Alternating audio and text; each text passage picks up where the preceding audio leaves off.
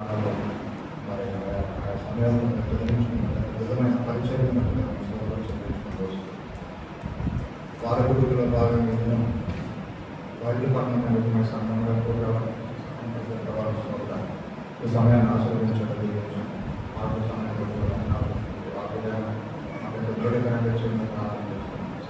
వచ్చిన వారిని మంచి అవలంబించి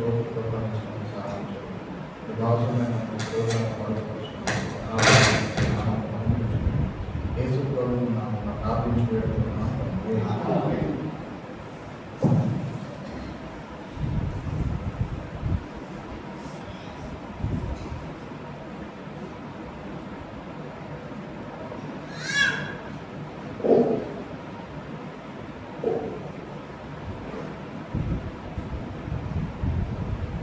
ఏడు నక్షత్రముల గురించిన మర్మాల గురించి మనం చెప్పుకుంటున్నాం.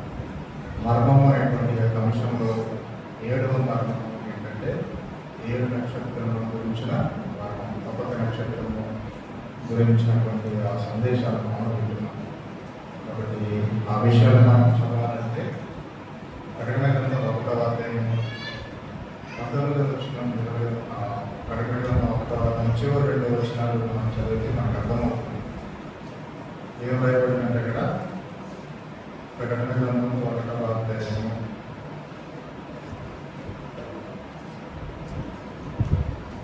19వ వచనం 20వ వచనంలో కాగా నీవు చూచిన వాటిని ఉన్న వాటిని వీటి వెంట వాటిని అనగా ఆ కుడి చేతిలో నీవు చూసిన 7 నక్షత్రముల గురించిన మరణము. కాబట్టి 7 నక్షత్రముల గురించిన మరణము అనే సందేశం దగ్గరికి మనం వచ్చాం. మర్మాలు 7 మర్మాలను చూసాం. 7 మర్మాలు ఒక్క మర్మం పేరు మర్మాలలో 1వ మర్మం పేరు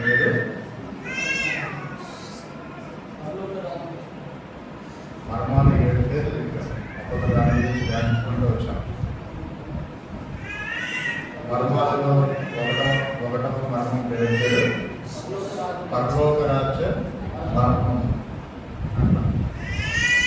అలా ఒకదాని తర్వాత మనం ధ్యానించుకుంటా ఇప్పుడు చివరి దానికి వచ్చాను. చివరి దాని పేరు 7 నక్షత్రముల గురించిన మనం. నక్షత్రం అంటే ఏంటి? నక్షత్రము అంటే దూత. నక్షత్రం అంటే ఏంటి? దూత. 7 నక్షత్రముల గురించిన 7 నక్షత్రాలు అంటే 7 దూతలు. 7 దూతలు ఎక్కడుంటారు అంటే 7 దీపస్తంభాల దగ్గర ఉన్నారు. దీపస్తంభం అంటే సంఘం. కాబట్టి అందుకనే దీపస్తంభము 13వ వచనంలో తిరుగగా 7 సువర్ణ దీపస్తంభములను ఆ దీపస్తంభముల మధ్యలో మనుష్య కుమారుని కోరిన ఒకడిని చూసింది అని యోహాను భక్తుడు చెప్తున్నారు. కాబట్టి ఇక్కడ ఈ మర్మాల గురించి మనం చెప్పుకున్నాం. సరే, ఇక్కడ డైరెక్ట్గా విషయాన్ని కనుక వచ్చినట్లయితే ఇప్పుడు మనము ఏ యుగంలో ఉన్నాం? సంఘ యుగంలో ఉన్నాం. యుగాల పేరు కూడా చెప్తున్నాం. యుగాలు ఎన్ని యుగాలు అంటే 7 యుగాలు. వాటిలో 1వ యుగం పేరు చెప్తున్నాం మాయక యుగం. అంటే ఏజ్ ఆఫ్ ఇన్నోసెన్స్. తర్వాత 2వ దాని పేరు ఏజ్ ఆఫ్ కాన్షియన్స్. 3వ దాని పేరు ఏజ్ ఆఫ్ హ్యూమన్ గవర్నమెంట్, మానవ ప్రభుత్వ కాలం. 4వ యుగం పేరు ఏజ్ ఆఫ్ పేట్రియార్క్ అంటారు, లేదా ఏజ్ ఆఫ్ ప్రామిస్, పితరుల కాలము లేదా వాగ్దాన కాలం. 5వ యుగం పేరు ఏజ్ ఆఫ్ మొజాయిక్ లేదా ధర్మశాస్త్రాల కాలం. 6వ యుగం పేరు ఏజ్ ఆఫ్ ద చర్చ్. అప్పుడు సంఘయుగం. తర్వాత సంఘయుగం అయిపోయిన తర్వాత ఇంకొక యుగం వస్తుంది. ఆ యుగం పేరు 1000 పాలన. సంఘయుగం అయిపోయిన వెంటనే 1000 పాలన పాలన వస్తుందా? టెస్ట్ అన్నమాట, చిన్న టెస్ట్. సంఘం యుగం అయిపోయిన వెంటనే వెయ్యేళ్ళ పాలన వస్తుందా? చెప్పండి, అక్కడ చెప్పండి. సంఘం అయిపోయిన వెంటనే వెయ్యేళ్ళ పాలన వస్తుందా? వస్తుందా రాదా? ఆవిడ ప్రాసెస్ చెప్పాలి చెప్పండి. వెయ్యేళ్ళ సంఘయుగం అయిపోయిన వెంటనే వెయ్యేళ్ళ పాలన రాదు.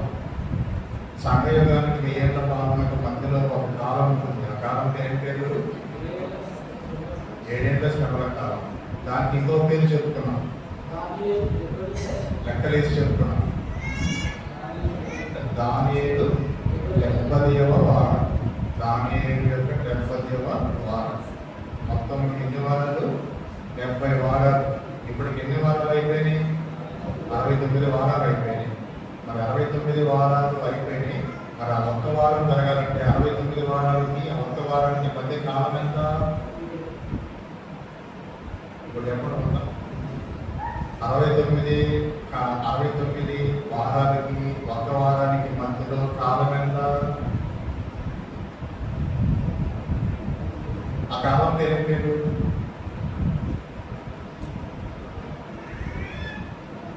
టెస్ట్ అంటే ఇదే, పరీక్ష. ఇప్పుడు ఎన్ని వారాలు అయిపోయినాయి? 69 వారాలు అయిపోయి. యేసుప్రభు వారు పట్టణాది వారం రోజున యెరూషలేముకు వచ్చే రోజుకి 69 వారాలు అయిపోయింది. ఆ తర్వాత అభిషేకుడు ఆయన నిర్మూలన చేయబడతాడని చెప్పబడింది. అంటే సెలవు వేయబడ్డాడని చెప్పబడింది. అంటే ఇంకా 69 వారాలు అయిపోయింది. అప్పటికి మరి ఇంకా ఒక్క వారం ఉంది. ఆ ఒక్క వారం పేరు చివరి వారం పేరు దానియేలు 70 వారం. ఇప్పుడు చెప్పండి, 69 వారాలకు దానియేలు 70 వారాలకి మధ్యలో ఒక యుగం ఉంది. ఆ యుగం పేరు సంఘ యుగం. ఇప్పుడు చెప్పండి, సంఘానికి ఇప్పుడు వయసు ఎంత? ఇప్పుడు చెప్పండి, 69 వారాలకి ఒక వారానికి ఇప్పుడు మధ్యలో ఎంత కాలం జరిగిపోయింది? 2000 సంవత్సరాలు జరిగిపోయింది. సరేనా? 1000 సంవత్సరాలు ప్రభు దృష్టిలో ఎన్ని రోజులు? ఒక రోజు. అంటే ఇప్పుడు ఎన్ని వేలు జరిగినాయి? 2000 జరిగినాయి. అంటే ఎన్ని రోజులు? 2 రోజులు. ప్రభు ఎప్పుడైనా రావచ్చు. గుర్తుపెట్టుకోండి, ప్రభువులో ప్రియమైన దేవుని బిడ్డ, ప్రభు ఎప్పుడైనా రావచ్చు. అంటే చెప్పేసి ఈ లెక్కను మాత్రం చాలా జాగ్రత్తగా మీ మనసులో ఉంచుకొని కన్ఫ్యూజ్ కాకండి. ఒకవేళ తెలియకపోతే తెలుసుకోవడానికి ప్రయత్నం చేయండి. అర్థమైందా? ఈ లెక్కల విషయంలో మాత్రం ఎవరు కూడా కలవరపాటుకు మాత్రం గురిగా ఉంటారు. లెక్కలేసి కూడా చెప్తా ఉన్నాను కదా దేవుని మందిరంలో. కాబట్టి ఇప్పుడు యుగము అనే పేరు కనుక మాట్లాడుకుంటే ఇప్పుడు ఏ యుగంలో ఉన్నాము? సంఘ యుగంలో ఉన్నాం. మరి సంఘ యుగము ఎన్ని కాలాలుగా విభాగించబడింది? 7 కాలాలుగా విభాగించబడింది. 1వ కాలం పేరు ఎఫెసు సంఘం కాలం అంటారు. తర్వాత 5వ కాలం పేరు సార్దీస్ సంఘం కాలం అంటారు. 7వ కాలం పేరు లవోదికయ సంఘం కాలం అంటారు. ఇప్పుడు చెప్పండి, ఇప్పుడు మనం అందరం ఇప్పుడు ఏ కాలంలో ఉన్నా? లవోదికయ కాలంలో ఉన్నాం. కాబట్టి లవోదికయ కాలం అంటే లవోదికయ కాలం ప్రపంచంలో ఎంత సంఘాలు అయితే ఉన్నాయో ఆ సంఘాలన్నిటి యొక్క ఆత్మీయమైన పరిస్థితి ఎలా ఉంటుందంటే అటు ఇటు కాకుండా ఉంటుంది అన్నమాట. అటు ఇటు కాకుండా అర్థం ఏంటి? విలువక్షణగా ఉంటుంది అన్నమాట. ఎలా ఉంటుంది? విలువక్షణగా ఉంటుంది. కాబట్టి ఎక్కువగా ప్రభుత్వం మండుతూ ఉండేటువంటి సంఘంగా కాకుండా, తర్వాత ఎక్కువగా చదువుగా అయిపోయినటువంటి సంఘంగా కాకుండా కొంచెం అటు ఇటు కాకుండా విలువక్షణగా ఉంటుంది. మా సంఘం గురించి చెప్తున్నామంటే చెప్పాలంటే ప్రపంచం యొక్క క్రైస్తవ వ్యవస్థ గురించి చెప్తున్నాం. చెప్పండి, ఎలా? దేని గురించి? ప్రపంచం యొక్క క్రైస్తవ వ్యవస్థ గురించి చెప్పబడుతుంది అన్నమాట. క్రైస్తవ వ్యవస్థలో మనం కూడా ఉన్నాం. కాబట్టి మన ఆత్మీయ జీవితంలో కూడా అలా ఉన్నామంటే వెంటనే ప్రభు మనం హెచ్చరిస్తుంది. ఏం చేస్తున్నాడంటే జయించాలి. చెప్పండి, ఏం చేయాలో జయించాలి. జయించాలి అనేటువంటి కామన్ వర్డ్ అన్ని సంఘాలకు ప్రభు చెప్పాడు అన్నమాట. జయించాలి అనేటువంటి ఈ యొక్క వచనం, ఈ మాట సంఘాలన్నింటికి కూడా చెప్తూ వచ్చాడు. మరి జయిస్తే ఏ వాగ్దానం ఇస్తాడు అనే దాన్ని కూడా ప్రతి సంఘానికి డిఫరెంట్ వాగ్దానాలు చెప్తూ వచ్చాడు.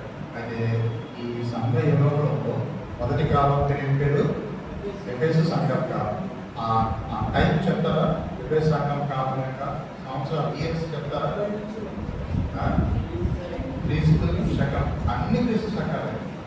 క్రీస్తు శకం 30 నుంచి 100 వరకు, క్రీస్తు శకం 30 నుంచి 100 వరకు ఎన్ని సంఘాలైతే ఉందో ఆ సంఘాలన్నీ కలిపేసి ఎఫెసు సంఘం కాలంలో సంఘం కాలం. కాబట్టి ఆ సంఘాల్లో ఉన్నటువంటి బోధకులు చూసారో వాళ్ళందరినీ కలిపి అక్కడే అన్నట్టుగా ఆ సంఘ బోధకులు ఏమంటారంటే దూత అంటారు. చెప్పండి, ఏమంటారు? దూత అంటారు. ఆ దూత దేంతో పోల్చబడ్డాడు అంటే నక్షత్రంతో పోల్చబడ్డాడు. చెప్పండి, దేంతో పోల్చబడ్డాడు? నక్షత్రంతో పోల్చబడ్డాడు. ఇప్పుడు చెప్పండి, 7 నక్షత్రం గురించి మనం, నక్షత్రం అంటే ఎవరు? దూత. దూత అంటే ఎవరు? దూత అంటే ఎవరు? ఇంగ్లీష్లో చెప్పండి, మెసెంజర్. ఏంజల్ కాదు. దూత అంటే ఎవరు? మెసెంజర్. కాబట్టి ఆ కాలంలో ఉన్నటువంటి మెసెంజర్స్ అందరూ కూడా అందరికీ ఈ వర్తమానం చెప్తూ వచ్చారు. ఎఫెసు సంఘం కాలంలో ఎఫెసు సంఘాన్ని గురించినటువంటి ప్రస్తావన గురించి చెప్పాడు చూసారా? 2వ అధ్యాయము 1వ వచనం నుంచి 7వ వచనాల వరకు చెప్తూ వచ్చాడు అన్నమాట. కాబట్టి ఇక్కడ స్టార్ అంటే ఎవరు? స్టార్ అంటే ఎవరు? మెసెంజర్. చెప్పండి, స్టార్ అంటే ఎవరు? దూత. స్టార్ అంటే ఎవరంటే దూత అన్నమాట. స్టార్ అంటే ఆకాశంలో ఉండే నక్షత్రాలు అని చెప్పేసి మనం వెంటనే అంతవరకే మనం లిమిటెడ్గా ఆలోచన చేస్తుంటాం. అట్లా కొంచెం హ్యూజ్గా ఆలోచన చేస్తే, కొంచెం ఎక్కువగా కనుక ఆలోచన చేస్తే, ఇక్కడ బైబిల్ ప్రకారం ఇప్పుడు మనం చెప్పుకున్నటువంటి వర్తమానం ప్రకారంగా ఇక్కడ స్టార్ అంటే ఎవరంటే సంఘపు దూత. స్టార్ అంటే సంఘపు దూత. ఇప్పుడు కొన్ని సందర్భాల్లో బైబిల్ ఏం చెప్తుందంటే విశ్వాసులు కూడా స్టార్స్గా ఉండొచ్చు అన్నట్టుగా చెప్తుంది. అది వేరే సబ్జెక్ట్. దాని గురించి మాట్లాడుకొని వద్దామా మెయిన్ టాపిక్కి? విశ్వాసులు కూడా స్టార్సే. ఇక్కడ స్టార్ అంటే సంఘపు దూతని మనం చెప్పుకున్నాం. అది మన వర్తమానంలో ఉన్నటువంటి భాగం. అది మన వర్తమానంలో లేనటువంటి ఒక టాపిక్ ఏంటంటే దేవుడు నమ్ముకున్నటువంటి ప్రభు బిడ్డలు కూడా, దేవుని బిడ్డలు కూడా స్టార్సే, నక్షత్రాలే. చెప్పండి, ఎవరు? నక్షత్రాలే. స్టార్స్ అంటే సినీ స్టార్స్ కాదు, లేదా క్రీడకు అంటే క్రీడకు సంబంధించిన స్పోర్ట్స్ స్టార్స్ కాదు, వేరు వేరు స్టార్స్ కాదు. ఇక్కడ స్టార్స్ అంటే విశ్వాసంలో స్టార్స్ కిందకి వస్తారు అన్నమాట. ఎట్లా వస్తారు? అసలు వాస్తవానికి స్టార్స్ జనరల్ నాలెడ్జ్ ప్రకారంగా, సైన్స్ ప్రకారంగా, విజ్ఞాన శాస్త్రం ప్రకారంగా స్టార్స్ అనేవి ఎక్కడ ఉంటాయి? స్టార్స్ అంటే నక్షత్రాలు ఎక్కడ ఉంటాయి? ఆకాశంలో ఉంటాయని చెప్పేసి అందరూ తెలుసు. కానీ బైబిల్ ప్రకారంగా విశ్వాసులు స్టార్స్గా పోల్చబడుతున్నారు కదా. అయితే బైబిల్ ప్రకారంగా స్టార్స్ ఎక్కడ ఉండాలి? ఎక్కడ ఉండాలి? ఎక్కడ ఉండాలి?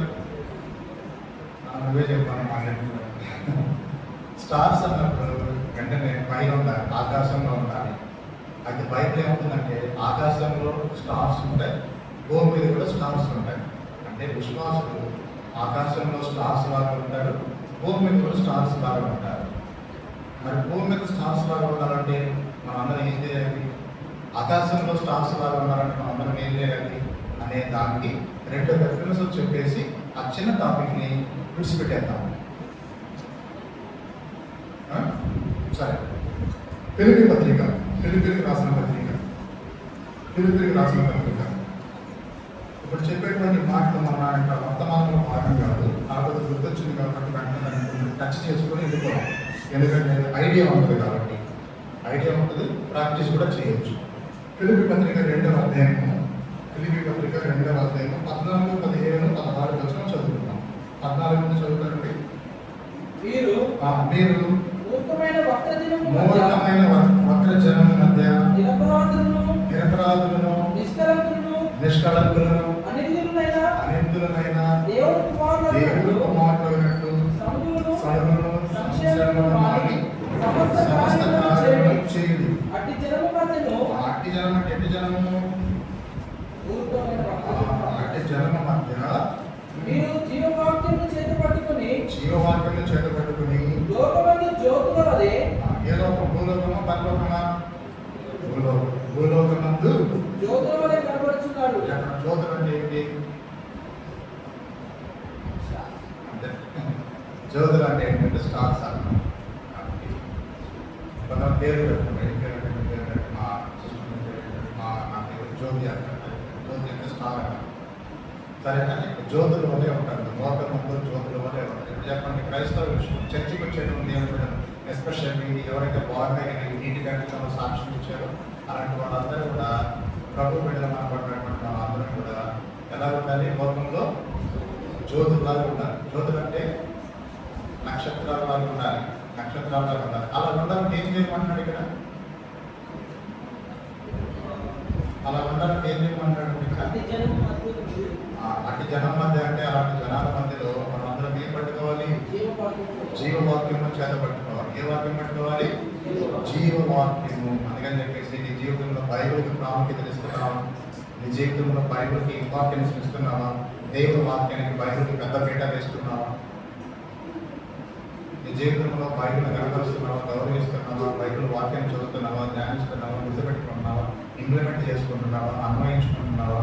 అలాంటి వాడు లోపల ఎలా ఉంటారంటే స్టార్స్ లాగా షైన్ అవుతూ ఉంటారు అన్నమాట. స్టార్స్ లాగా వాళ్ళు ప్రకాశించే వారుగా ఉంటారు. కాబట్టి ఒక సగటు దేవుని బిడ్డగా ఈ లోకంలో నువ్వు ఉన్నటువంటి ఎగ్జిస్టెన్స్లో, ఉన్నటువంటి ప్లేస్లో ఎక్కడైనా సరే ఉన్నానే కాక నువ్వు ఉన్నటువంటి పరిసర ప్రాంతాల్లో, నువ్వు ఉన్నటువంటి ఉనికిలో, సాక్ష్యంలో నువ్వు స్ట్రాంగ్ లాగా నువ్వు ఒక ఉండాలంటే నీకు ఏముండాలి? వాక్యం ఉండాలి. వ్యక్తిగతంగా వాక్యాన్ని కనబడుతూ చదువు, ధ్యానించు. కుటుంబంలో వాక్యం ధ్యానించు, చదువు. అలాగా వాక్యానికి ప్రాముఖ్యత ఇచ్చేవారుగా ఉంటారు. వాక్యానికి అదే వాక్యానికి ప్రార్థన కూడా జత చేసామనుకోండి, పవర్ రిలీజ్ అవుతుంది. చెప్పండి, ఏం రిలీజ్ అవుతుంది? చెప్పండి. పవర్ జనరేట్ అవుతుంది. ఎంత వాక్యమో అంత ప్రాధాన్యత తీసుకుంటా ఉంటే శక్తి ఉత్పత్తి అవుతుంది అనమాట. కాబట్టి ఆ శక్తి పెరిగిపోయింది ఆత్మీయమైన శక్తి. ఒక సూపర్ న్యాచురల్ పర్సన్గా ఉండొచ్చు అన్నమాట. ఒక దైవికమైన ఆధ్యాత్మికమైన దేవుడు మండుచూ ప్రకాశించేటువంటి ఒక గొప్ప స్టార్స్ లాగా భూమి మీద జీవించు. ఇప్పుడు చెప్పండి, ఇలాంటి స్టార్స్ అని ఎక్కడ ఉంటాయి? భూమి మీద ఉంటాయి. మరి ఇప్పుడు ఆకాశం సేమ్ మనమే మరలా ఆకాశంలో స్టార్స్ లాగా ఉండాలంటే ఏం చేయాలి? ఆకాశంలో స్టార్స్ లాగా ఉండాలంటే ఏం చేయాలంటే దానియేలు గ్రంథం 12వ అధ్యాయం 3వ వచనం చదువుతున్నాం. దానియేలు గ్రంథం 12వ అధ్యాయం 3వ వచనం చదువుతున్నాం. బుద్ధిమంతులైతే ఆకాశ మండలంలోని జ్యోతులను పోలిన వాడై ప్రకాశిస్తారు. ఎక్కడ ఉంటారంటే వీళ్ళు? ఎక్కడ ప్రకాశిస్తారు? ఆకాశ మండలంలో, ఆకాశ మండలంలో జ్యోతులాగా ప్రకాశిస్తారు. అలాంటి వాళ్ళు ఏం చేస్తారు? నీతి మార్గం అనుసరించి నడుచుకున్నట్లు అనేకులను తిప్పుతారంట. వారు నక్షత్రం వల్ల నిరంతరం ప్రకాశిస్తారు. ఈ నక్షత్రాలు ఎక్కడుంటాయి? ఈ జ్యోతులు ఎక్కడుంటాయి? ఆకాశంలో ఉంటాయి. కాబట్టి నీవే మనమే భూలోకంలో స్టార్స్గా ఉండాలంటే ఏం చేయాలి? జీవవాక్యం చేతపడ్డారు. ఆకాశంలో స్టార్స్గా ఉండాలంటే ఏం చేయాలి? సింపుల్గా చెప్పమంటారా? ఆత్మను సంపాదించాలి, ఆత్మను రక్షించాలి. చెప్పండి, ఏం చేయాలి? ఆత్మను సంపాదించాలి. కాబట్టి దేవుడి మందిరానికి చేయటువంటి ప్రతి ఒక్కరు ఈ బాధ్యతను మనం గుర్తుపెట్టుకోవాలి. ఆత్మను సంపాదించే బాధ్యత. చెప్పండి, ఏం సంపాదించాలి? మనం ఆత్మను సంపాదించే బాధ్యత మనం కలిగి ఉండాలి.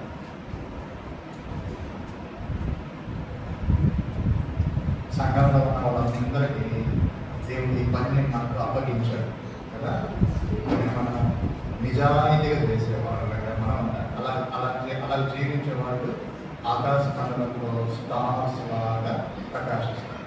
ఇతరులను రక్షిస్తారు. చెప్పండి, ఏం చేస్తారు? ఇతరులను రక్షిస్తారు. ఇతరులను రక్షించాలంటే ఫస్ట్ మనకి ఏముండాలి? వేరే టాపిక్ వెళ్ళిపోతుంది, డీప్కి వెళ్ళిపోతుంది. ఇప్పుడు కట్ చేద్దామండి కొంచెం కొంచెం దూరం వచ్చి కట్ చేసి మనం వెళ్తున్నాం. ఆత్మను సంపాదించాలంటే మనం ఎలా ఉండాలి? ఎవరు సంపాదిస్తారు? ఆత్మను సంపాదించాలంటే 11వ అధ్యాయం సామెతల గ్రంథం 11వ అధ్యాయము 30వ వచనం చదవండి. 30వ వచనం సామెతల గ్రంథం 11వ అధ్యాయం 30వ వచనం చదవమన్నా. నీతిమంతులు ఇచ్చు ఫలము జీవవృక్షము, జ్ఞానం గలవారు. ఇప్పుడు ఎక్కడ ఆత్మను సంపాదించేవాడు ఎలా ఉంటాడు? జ్ఞానం కలిగి ఉంటాడు. మరి ఆత్మను సంపాదించలేదంటే మనం ఎలా ఉంటున్నాం? మామూలు పడతాడు.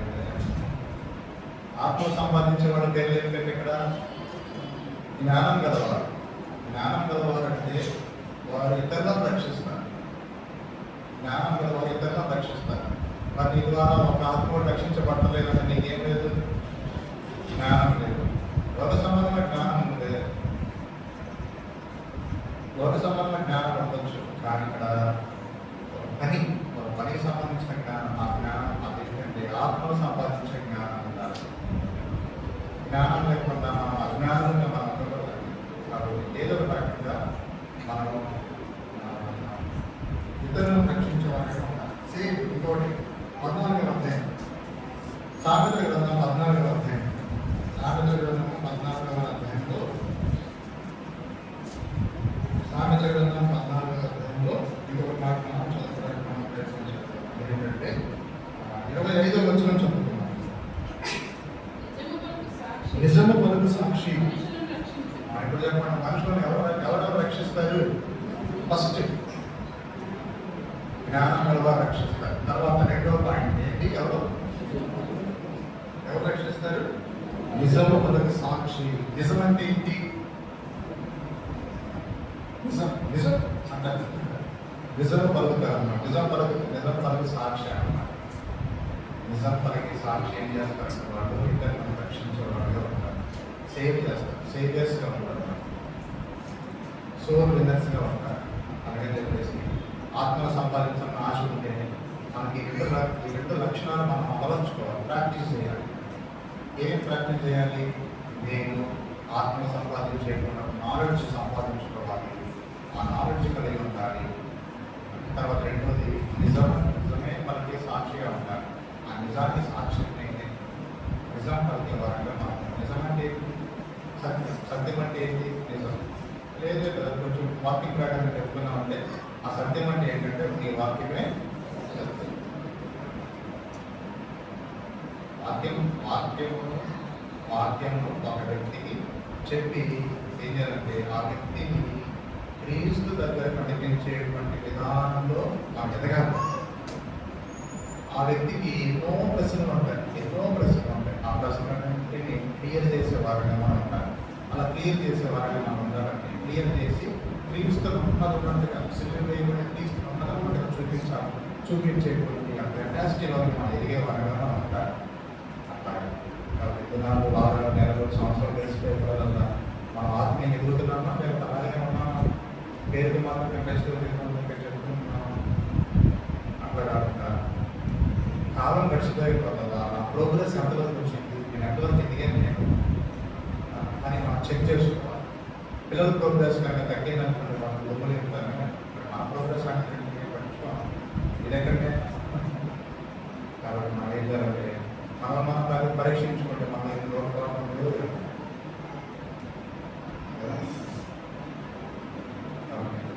అలా మనం సిద్ధపడాలండి. అలాగే మనం సిద్ధపడాలి. ఒక సంఘం ఉంది బయటలో. ఆ సంఘం పేరు బెరయా సంఘం. ఆ సంఘం ఆ కాలంలో రెండు సంఘాలకు పోటా పోటీ. ఏం పోటా పోటీ? నువ్వనేనా అనమాట. దేంట్లో పర్ఫెక్ట్ కాదు.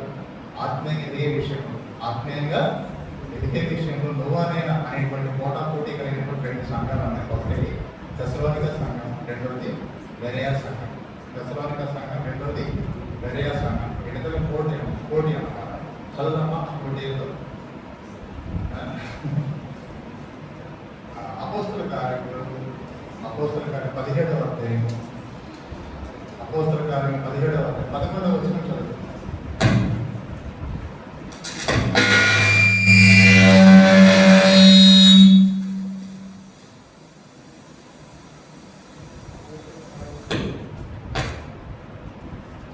17వ అధ్యాయం 11వ వచనంలో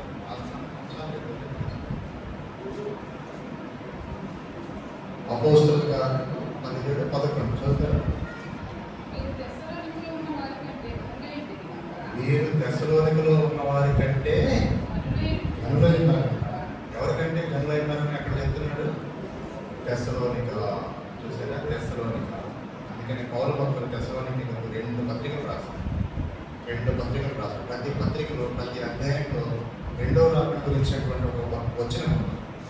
తెస్సలోనిక 2 పత్రికల్లో ప్రతి అధ్యాయంలో 2వ రాకడ గురించినటువంటి ఒక వచనం కంపల్సరీగా టచ్ చేస్తారు పౌలు భక్తులు. తెస్సలోనిక వాళ్ళు మామూలుగా అంటే టాప్ రేంజ్లో ఆత్మీయ ఎదిగిన వాళ్ళు. అయితే వాళ్ళకి వెళ్ళే పోటీ అన్నమాట. అయితే వేరొక బీట్ చేసేటువంటి ఒక సంఘం ఉంది, అది బెరయ సంఘం. చెప్పండి, సంఘం బెరయ సంఘం. వీళ్ళు తెస్సలోనికలో ఉన్న వాళ్ళకంటే గనులై ఉన్నారంట. ఎవరు వాళ్ళు? బెరయ సంఘం. ఏం చేస్తారంటే వాళ్ళు చూసారా? ఆసక్తితో వాక్యమును అంగీకరించి పౌలును సేవలను చెప్పిన సంగతులు అలా ఉన్నవో లేవు అని ప్రతిదినము లేఖనములను పరిశోధించుచూ వచ్చారంటే లేఖనాలను సెర్చ్ చేశారట. స్క్రిప్చర్స్ అంటే లేఖనాలను సెర్చ్ చేస్తూ వచ్చారు. అలాగే సెర్చ్ చేసే వాళ్ళు ఏమంటారంటే ఇన్వెంటర్స్ అంటారు. ఇన్వెంటర్స్ అంటే పరిశోధకులు అంటారు. పరిశోధకులు అంటే జస్ట్ సింపుల్గా ఏమంటారంటే శాస్త్రవేత్తలు చేస్తారన్నమాట. చెప్పండి, ఎవరు చేస్తారు? శాస్త్రజ్ఞులు చేస్తారన్నమాట.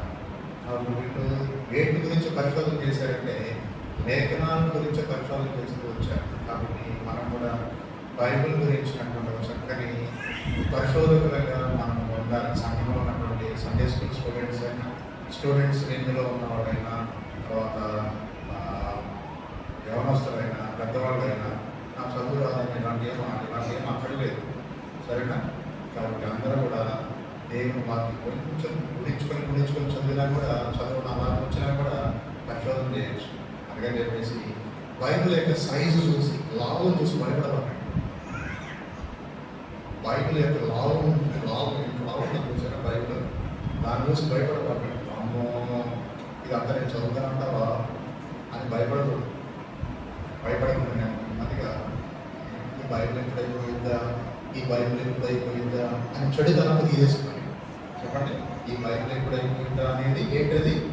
చెడుతనం తీసేసుకొని, బైబిల్ ఎప్పుడైందా అని చెడుతనం తీసేసుకొని అయిపోతుందని చెప్పేసి క్రమంగా అబ్సెంట్ కాకుండా సీరియస్ చదవకుండా పోయినటువంటి ఒకసారి అయిపోతుంది. ఒకసారి అయిపోతే నీకు ఎంత ఆనందం అంటే దేవుడు ఎంత గొప్పవాడు, దేవుడు ప్రజల జీవితాలు దేవుడు ఎన్ని కార్యాలు చేశాడు అని కన్నీటిగా ఎంత బాగుంది వాక్యం అని చెప్పేసి ఆ మాధుర్యాన్ని విడిచిపెట్టడం. మళ్ళా 2వసారి చదువుతారు, మళ్ళా 2వసారి పూర్తి చేస్తారు, మళ్ళా 3వసారి పూర్తి చేస్తారు, మళ్ళా 4వసారి పూర్తి చేస్తారు. అలాగా మన లోకంలో సజీవంగా ఉన్నంత వరకు బైబిల్ని కంప్లీట్ చేసేవారుగా ఉంటారు. సరేనా? జార్జ్ ముల్లర్ గారు ఆయన 200 సార్లు బైబిల్ చదివి ఆయన ఏమన్నారంటే, నేను ఇంకా తెలుసుకోవాల్సిన విషయాలు చాలా ఉన్నాయని చెప్తాను. వర్సింగ్ అంటూ 100 టైమ్స్ చదివాడు. మరి మన ఎన్నిసార్లు చదువుతున్నాం? చదవాలి. కాబట్టి ఇంకెవరైనా సరే టింగా అది ఇంగ్లీష్, తెలంగాణలో రాయలసీమలో మొప్పుగా ఉంటే మొప్పండి తెలుసా? మొప్పంటే మొప్పులు కాదు. మొప్పుగా అంటే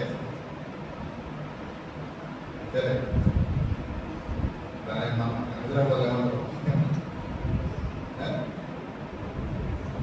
కాబట్టి అలాగా మొద్దుగా ఉండకండి. మీరు అలా ఉంటున్నారని నాకు తెలియదు. చాలామంది యథార్థంగా కూడా ఉండొచ్చు. అందుకని చెప్పేసి మనం ఏం చేయాలంటే దేవుని వాక్యాన్ని మనం పదం word by word verse by verse కాదు, వర్డ్ పదం ప్రతి దానికి ఒక రీజన్ ఉంటుంది. అందుకని చెప్పేసి దేవుని వాక్యాన్ని చదివేటప్పుడు చాలా జాగ్రత్తగా చదువుతూ ఉంటారు. లింక్ ఏదైనా దొరికిందనుకోండి, అట్లా పోయి మళ్ళా రండి. దేవుని వాక్యంలో వరుస చదువుతూనే ఉంటుంది, దానికి సంబంధించి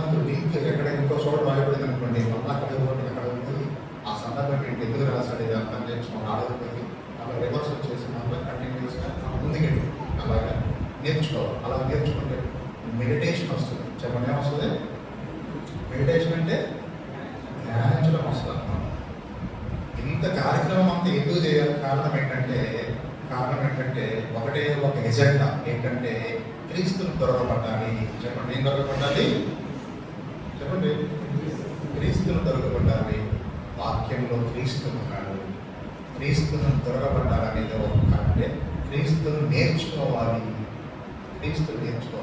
ఆ టైంలో కనుక వాక్యాన్ని కనుక మనం నిలబరుచుకున్నాం అనుకోండి, వాక్యంలో క్రీస్తు ఎలా ఉన్నాడు అనేటువంటి ఆ రెవల్యూషన్, ఆ ప్రత్యక్షత మనకు దొరుకుతుంది, మనకు కలుగుతుంది. అప్పుడు కలిగిందంటే ఒక సాంగ్ చేసుకో. ఏం సాంగ్ చేసుకో?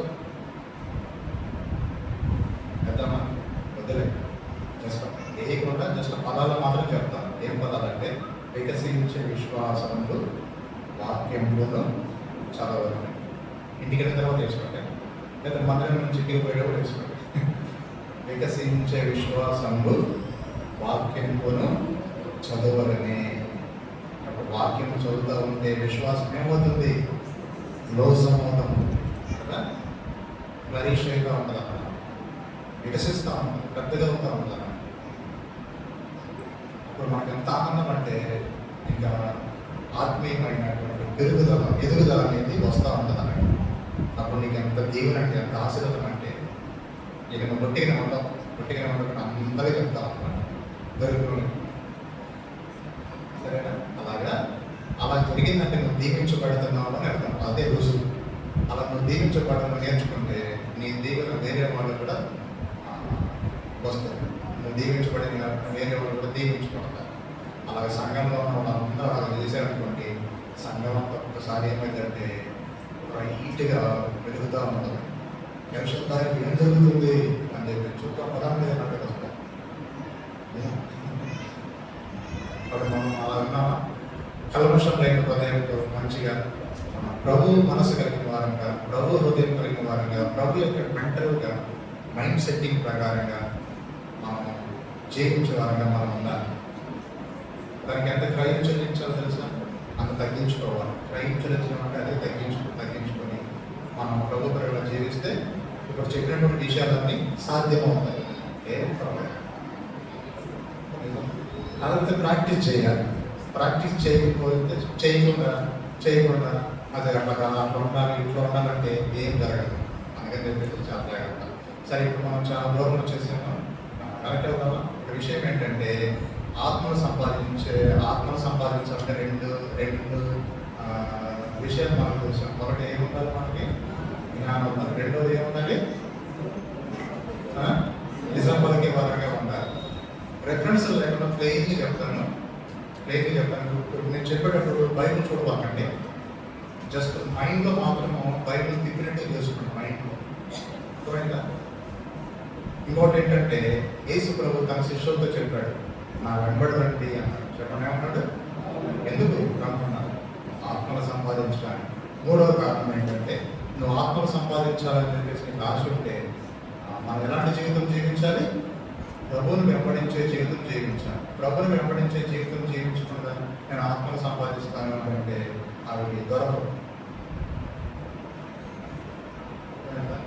బక్సింగ్ అంకులు ప్రభువును వెంబడించడానికి సిద్ధపడ్డాడు, వచ్చేసాడు. అందుకని ప్రభు ఏం చేశాడంటే నీకు ఎన్ని ఆత్మలు కావాలో తీసుకొని చెప్పేసి మొత్తం అప్పగించేశాడు. వెంబడించే జీవితం లేకపోతే మనం సంపాదించలేము. ఎన్ని అయిపోయింది? 3 అయిపోయాయి. 4 చెప్పనా? 4 ఏంటంటే ఫిలిప్ ఏం చేశాడంటే ఆ నపుంసకుని దగ్గర పెట్టాడు. ఎవరు మాట్లాడారు? దాన్ని ఏమంటారంటే స్పిరిట్ లీడింగ్ అంటారు. పరిశుద్ధాత్మ నడిపింపు ఉండాలి. ఆత్మను సంపాదించాలంటే ఏముండాలి? పరిశుద్ధాత్మ నడిపింపు ఉండాలి. 4 అయిపోయింది. ఐదోది ఆ నపుంసకుడు ఏం చదువుతున్నాడు? పోయి కరెక్ట్ పాయింట్ దగ్గరికి వచ్చి చదువుతున్నాడు. సిలువ దగ్గరికి వచ్చి చదువుతున్నాడు. కానీ ఆయనకు అర్థం కావట్లేదు. కానీ వచ్చి అప్పుడు క్రూసిఫిక్షన్ గురించి, సిలువ కార్యం గురించి ఆయన పూర్తిగా ఎక్స్ప్లెయిన్ చేశాడు. అలాగనే పాత నిబంధనలో వాక్యం డైరెక్ట్గా ఉండదండి. చెప్పండి, పాత నిబంధనలో వాక్యము డైరెక్ట్గా ఉండదు. కాకపోతే ఆ పాత నిబంధనలో ఉన్నటువంటి కఠినమైనటువంటి వచనాలను నువ్వు విప్పి ఆ వచనాల్లో ఉన్నటువంటి సిలువ వేయబడిన క్రీస్తును బయటికి తీసుకొచ్చి వాళ్ళు చూపించేటువంటి ఒక విద్యను నేర్చుకోవాలి. అలా చేస్తేనే ఇతరులు యేసు ప్రభు వారి వైపు ఆకర్షించబడతారు, యేసు ప్రభుని చూస్తారు. నా ప్రభు నా కొరకు సిలువ వేయబడ్డా, నా వాక్యం ఇంత గొప్పగా ఉందని చెప్పి తెలుసుకుంటారు. వెంటనే మారు మనసు పొందుతారు. అర్థమైందా? చెప్పండి, ఏం చేయాలి? ఆ పని చేయాలి. అందుకని చెప్పేసి ఈ పని చేయాలంటే ఏం చేయాలంటే అందరూ ప్రతి ఒక్కరు ఏం చేయాలంటే బైబిల్ని తరువుగా చదివే వారంగా ఉండాలి. బైబిల్ని తరువుగా చదివే వారంగా ఉండాలి. చక్కగా చదివే వారంగా ఉండాలి. ప్రతిరోజు చదువుకోవాలి. ఒకసారి బైబిల్ పూర్తి చేస్తున్నాడు అనుకున్నారు ఇక్కడ. నేను ఒక్కసారి బైబిల్ పూర్తి చేసానన్నా అని ఎంతమంది ఉన్నారు? వెరీ గుడ్, దేవునికి ఎంతమంది ఉన్నారు? ఇప్పుడు నెమ్మది ఒక్కొక్కసారి దిగుతారు చూడండి. ఇప్పుడు రెండోసారి,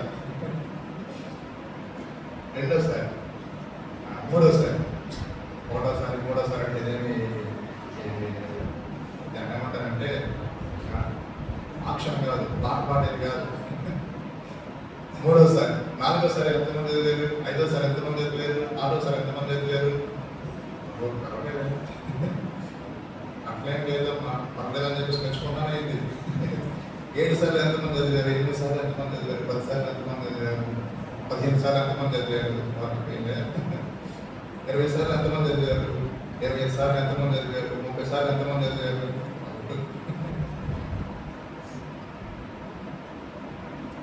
ఇప్పుడు ఏం చేయాలంటే స్కోర్ పెంచాలి. చెప్పండి, ఏం పెంచాలి?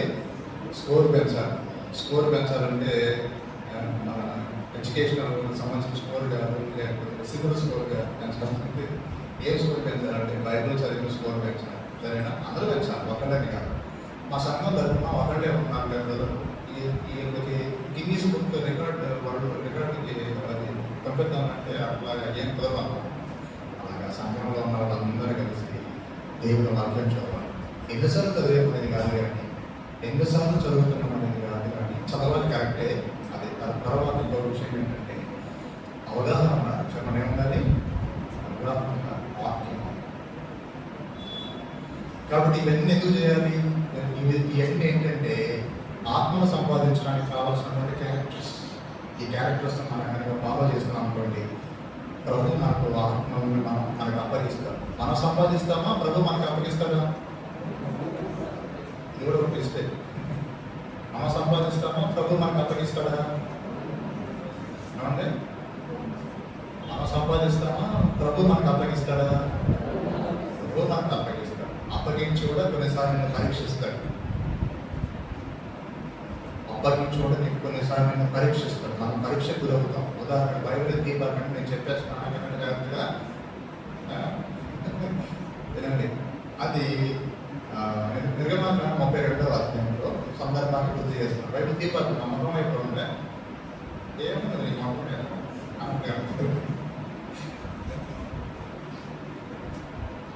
మోషే ఏం చేశాడంటే ఆ పలకను పట్టుకొని కిందకు వచ్చినాడు. పలకను పట్టుకొని కిందకు వస్తే వాళ్ళంతా దూరం చేసుకొని గందరగోళం చేసుకోవాలి.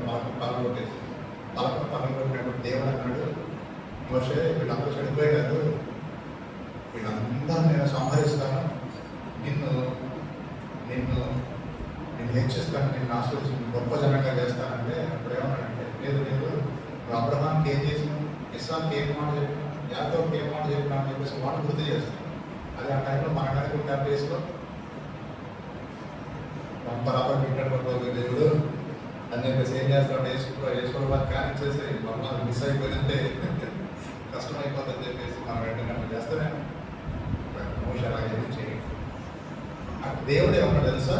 దేవుడు ఏమన్నాడంటే మోషేతో చెప్తున్నాడు. దేవుడు మోషేతో చెప్తున్నాడు. ఏం చెప్తున్నాడు అంటే, మోషే ఐగుప్తులో నుంచి నీవు రప్పించిన నీ జనులు చెడిపోయారు అన్నాడు. చెప్పండి, ఐగుప్తులో నుంచి నీవు రప్పించిన నీ జనులు చెడిపోయారు అంటే ఇప్పుడు దేవుడు ఎవరికి క్రెడిట్ ఇస్తున్నాడు? మోషేకి ఇస్తున్నాడు. అవునా, నేను రప్పించాను నా జనుల వాళ్ళు పొంగిపోయి ఇక లాస్ట్ అయ్యేటువంటి పరిస్థితి ఆయనకి లేదు. అప్పుడు మోషే ఏం చేశాడంటే వాళ్ళ దాన్ని తిరగదిప్పేసి, ప్రభావ వీళ్ళందరూ నీ జనులు అన్నాడు. చెప్పండి, ఏమన్నాడు? నీ జనులు. ఆ వచనాలు మీకు చాలా జాగ్రత్తగా గమనిస్తే వాళ్ళ సంభాషణ, వాళ్ళ యొక్క చాటింగ్, వాళ్ళ యొక్క కాన్వర్సేషన్ అంత అద్భుతంగా ఉందంటే అంత అద్భుతంగా ఉంది. అది టెస్ట్. కొన్నిసార్లు దేవుడు నీకు అన్ని ఇచ్చి పరీక్షిస్తాడు. కొన్నిసార్లు దేవుడు నీకు అన్ని తీసేసి పరీక్షిస్తాడు. ఏ కండిషన్లో ఉన్నా కూడా నమ్మకంగా ఉండాలి.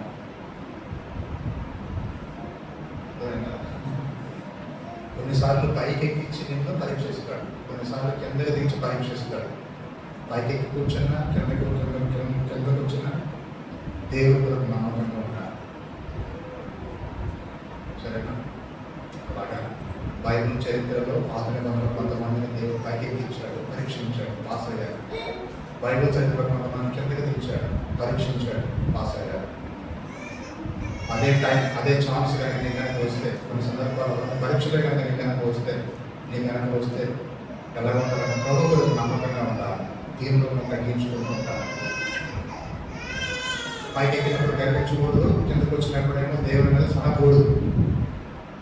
పైకి వెళ్ళినప్పుడేమో గర్వించకూడదు, కిందకు వచ్చినప్పుడేమో సనకూడదు.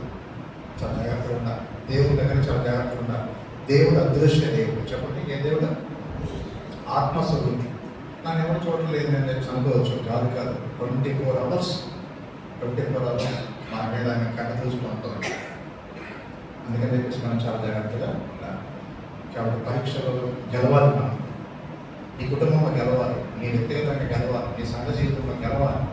గెలుపు బాధపడాలి.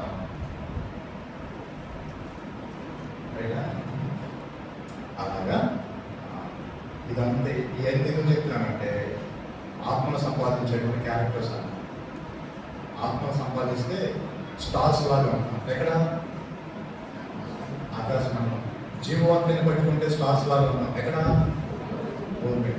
అంటే ఇప్పుడు చెప్పండి, ఒక విశ్వాసి పైన స్టార్గా ఉండొచ్చు, కింద స్టార్గా ఉండొచ్చు. పైన ఉన్నావా, కింద ఉన్నావా, అలా స్టార్ అన్నమాట. స్టార్ అంటే ఇప్పుడు మన యొక్క మెయిన్ వర్తమానంలోకి వచ్చేద్దాం. ఇక్కడ స్టార్ అంటే మెసెంజర్. చెప్పండి, ఎవరు? ఇక్కడ స్టార్ అంటే ఎవరంటే messenger. 7 stars, the mystery of the 7 stars. అంటే 7 నక్షత్రాల గురించిన మర్మము. 7 నక్షత్రాల గురించినటువంటి మర్మం. 7 నక్షత్రాల గురించిన మర్మం. ఒక్కొక్క నక్షత్రం ఒక్కొక్క దూత.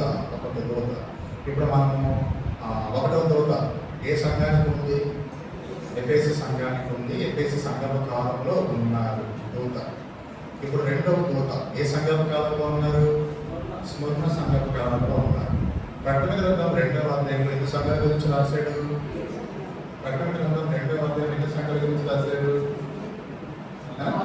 4 సంఘాల గురించి రాశాడు. ప్రకటన గ్రంథం 3వ అధ్యాయం ఎన్ని సంఘాల గురించి రాశాడు? 3 సంఘాల గురించి రాశాడు. ఇప్పుడు చెప్పండి, ఎఫెసు సంఘం కాలం అయిపోయిన తర్వాత క్రీస్తు శకము 100 సంవత్సరాలు అయిపోయిన వెంటనే భూమి మీద ఉన్నటువంటి క్రైస్తవ లోకము ఇంకొక సంఘపు కాలంలోకి ప్రవేశించింది. ఆ సంఘపు కాలం ఏం పేరు? స్మరణ సంఘపు కాలం. చెప్పండి, ఏ సంఘపు కాలం? స్మరణ సంఘపు కాలం. ఆ స్మరణ సంఘపు కాలంలో ఏం జరిగిందంటే క్రైస్తవ విశ్వాసులు దారుణంగా ప్రభు కొరకు హింసించబడ్డారు. శ్రమలు వచ్చినాయి, శోధనలు వచ్చినాయి, కష్టాలు వచ్చినాయి. చాలామంది చంపబడ్డారు. కొలేషన్ థియేటర్లో వాళ్ళు వేసేసి సినిమాలు వదిలితే ఎక్కడున్నా కట్టమంది వాళ్ళు వచ్చి సినిమాలు వచ్చేసి వీళ్ళందరినీ తింటా ఉంటే ఆ కొలేషన్ థియేటర్లో ఆ స్టేడియంలో ఉన్నటువంటి వాళ్ళందరూ ఏడుగు చూస్తూ వచ్చారు. పసిపిల్లలు, వృద్ధులు, కన్యకలు, తర్వాత గర్భిణీ స్త్రీలు, తర్వాత పురుషులు, స్త్రీలు, క్రైస్తవ ప్రజలందరూ వాళ్ళందరూ సింహాలు పాలవుతూ ఉంటే, వాళ్ళందరూ చంపుతూ ఉంటే, రకరకాలైన విధానాల్లో చంపుతూ ఉంటే, లోకస్తులు, దేవుని ఎరగిన వాళ్ళు, క్రూరులు, మూర్ఖులు వీళ్ళందరూ ఏం చేశారంటే వేడుగు చూస్తూ వచ్చారు. చప్పట్లకు తెలిసి కేకలు కడతా వచ్చారు. అందుకని చెప్పేసి ఆ కాలంలో స్మరణ సంఘం కాలంలో క్రైస్తవులు ఏం చేయబడ్డారు? హింసించబడుతూ వచ్చారు. స్మరణ సంఘం కాలంలో క్రైస్తవులు హింసించబడుతూ వచ్చారు. టైం చెప్పండి. క్రీస్తు శకం 100 నుండి 300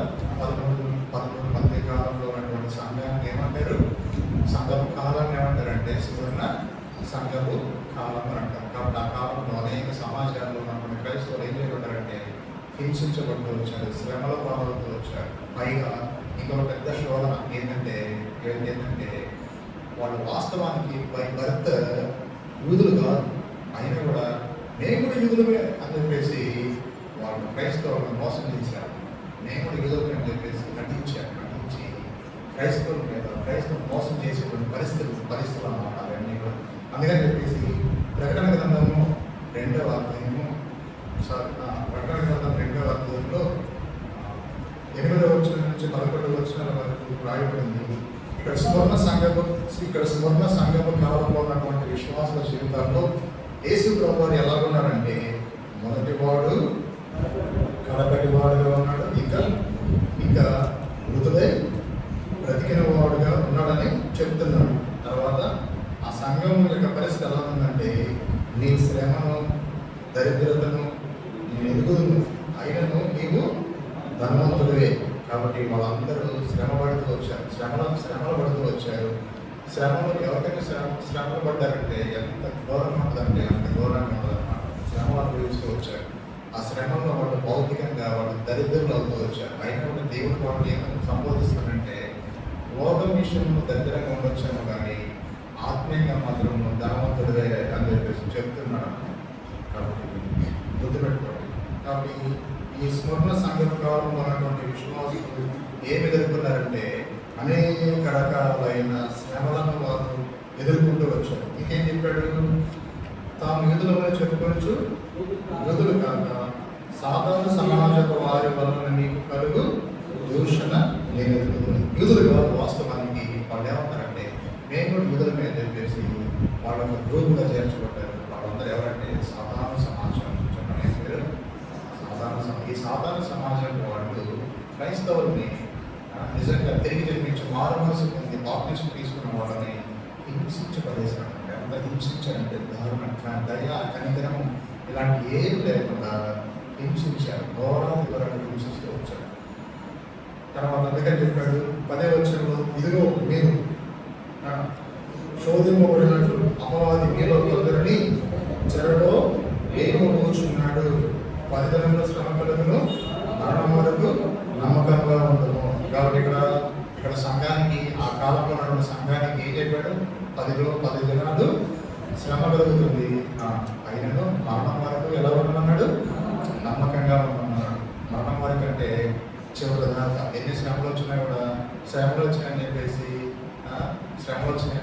విడిచిపెట్టద్దు. క్రైస్తవ జీవితాన్ని విడిచిపెట్టద్దు.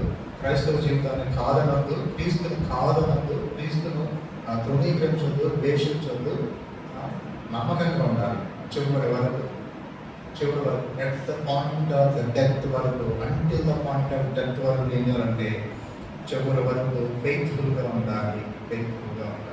ఆ కాలంలో ఉన్నటువంటి విశ్వాసులు నువ్వు యేసు ప్రభువుని దూషిస్తే, యేసు ప్రభుని విడిచిపెట్టేస్తే నేను బ్రతకరిస్తాము, లేకపోతే చంపుతాం అని చెప్పేసి 2 కండిషన్లు పెట్టారన్నమాట. అది యేసు ప్రభుని దూషించు, నువ్వు యేసు ప్రభు నాకు వద్దు అని చెప్పేసి తృణీకరిస్తే నేను విడిచిపెడతానని చెప్పి చెప్తూ వచ్చాను. కానీ వాళ్ళు ఏం చేశారంటే ఏమైనా కానీ నా ప్రభు నాకు ఏమైనా అన్యాయం తెలియదు, నా ప్రభు నన్ను ప్రేమించాడు, నా ప్రభు ప్రేమించినట్టుగా ఎవరు ప్రేమించలేదని చెప్పేసి ఆ విశ్వాసాన్ని కట్టుబడి ఉన్న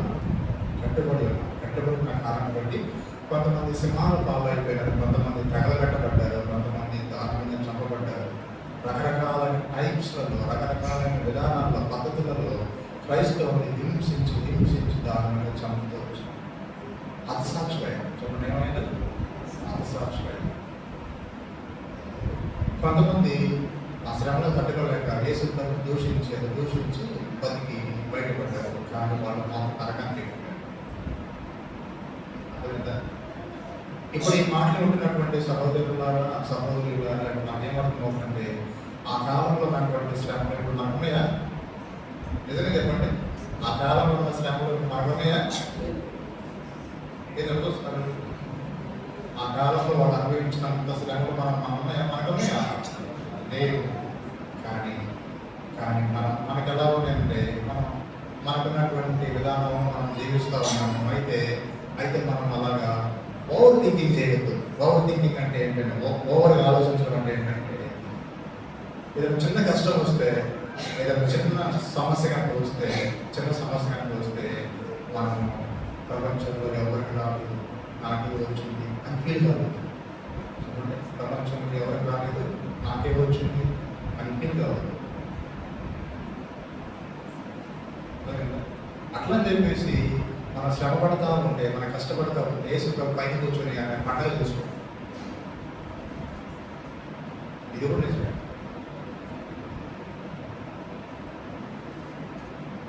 మన పైన బ్లడ్ మార్క్ ఉంది. చెప్పండి, ఏ మార్క్ ఉంది?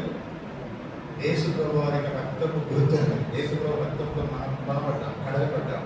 కాబట్టి అసలు మనం అంటే యేసు ప్రభు వారి రక్తం అంటే అసలు వాస్తవానికి బైబిల్ ప్రకారంగా రక్తం అంటే ఏంటి? రక్తం ఈజ్ ఈక్వల్ టు ప్రాణం. చెప్పండి ఏంటి? రక్తము ఈజ్ ఈక్వల్ టు ప్రాణం. ఇప్పుడు యేసు ప్రభు వారికి ప్రాణం అంటే ఏంటి? యేసు ప్రభు ప్రాణం అంటే ఏంటి? ఆయన రక్తమే. ఆ రక్తంతో నీకు అడిగాడు. ఇప్పుడు చెప్పు, ఆయన ప్రాణం అంటే ఇప్పుడు ఎవరు? నువ్వే. అంత గంభీరంగా ఎందుకు ఆలోచించలేకపోతున్నావు? అర్థమైందా? ఒకప్పుడు మనం పాపులమే, ఒకప్పుడు మనం దేవుని నుంచి చెడిపోయిన వాళ్ళమే. అయినప్పటికీ కూడా ప్రభు మనం ప్రేమించాడు. మనం ఆయన ప్రేమించకపోయినా ఆయనే మొదట మనం ప్రేమించాడు. మనం ఆయన వెతకకపోయినా ఆయనే మనం వెతికాడు. వెతికి మనం దర్శించాడు, మనం ఆకర్షించాడు, మనం సంధించాడు, మనతో మాట్లాడాడు, విధేయత చూపించినట్టు చేశాడు, ఆయన విశ్వసించినట్టు చేశాడు, ఒప్పించాడు, ఆయన రక్తంలో కడిగాడు. మనందరినీ ఆయన రక్తంలో కడిగాడు. యేసు ప్రభు ఇప్పుడు నీ ప్రాణం ఏంటో చెప్పంటే నువ్వే అంటాడు. చెప్పండి, ఏమంటాడు? నువ్వే అంటాడు. నువ్వేం ఆలోచిస్తున్నావు? నీవేం ఆలోచిస్తున్నావు?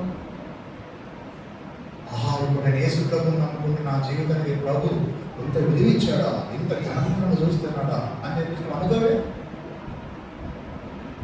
అనుకోవాలి కదా. అట్లా అనుకోకుండా నిన్ను నువ్వే కొట్టేసుకోవద్దు. అదే అన్నట్టు కొట్టేసుకోవద్దు. వాస్తవానికి మన బలహీనమే, మానవ మాత్రమే. కానీ నా ప్రభు తన రక్తం ఇచ్చి నన్ను సంపాదించుకున్నాడు. తన ప్రాణం అంటే ఇప్పుడు నేనే అంటున్నాడు.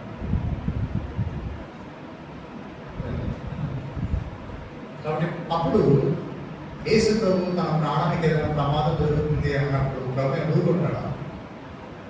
ఊరుకుంటాడంటే ఊరుకుంటాడు. అక్కడ తేలు వస్తా ఉందనుకోండి, తేలు వస్తాను పుట్టింది అనుకోండి, నీ ప్రాణం వెలువెలు ఆడిపోతా ఉంటుంది కదా. ఒక చిన్న పిల్లవాడు ఉన్నాడు, చిన్న పిల్లవాడు తేలు వస్తాడు. చిన్న పిల్లవాడు ఏం తెలియదు. అయితే వాళ్ళ నాన్న చూస్తున్నాడు, ఆ తేలు ఆ పిల్లవాడు సమీపిస్తూ ఉంటుంది. వెంటనే ఏం చేస్తాడు? అది కనుక పుట్టిందంటే పిల్లవాడి ప్రాణం, ఆ పిల్లవాడి ప్రాణం అల్లాడిపోతుంది అని చెప్పి తండ్రికి తెలుసు. అందుకని చెప్పేసి ఇమ్మీడియట్ యాక్షన్ తీసుకున్నాడు. యుద్ధ ప్రాతిపదికన వార్ యాక్షన్ తీసుకున్నాడు. వార్ యాక్షన్ అంటే యుద్ధ ప్రాతిపదికన చర్య తీసుకుంటాడు. చర్య తీసుకున్న వెంటనే దాన్ని ఆ సమస్యను క్లియర్ చేసి పడేస్తాడు.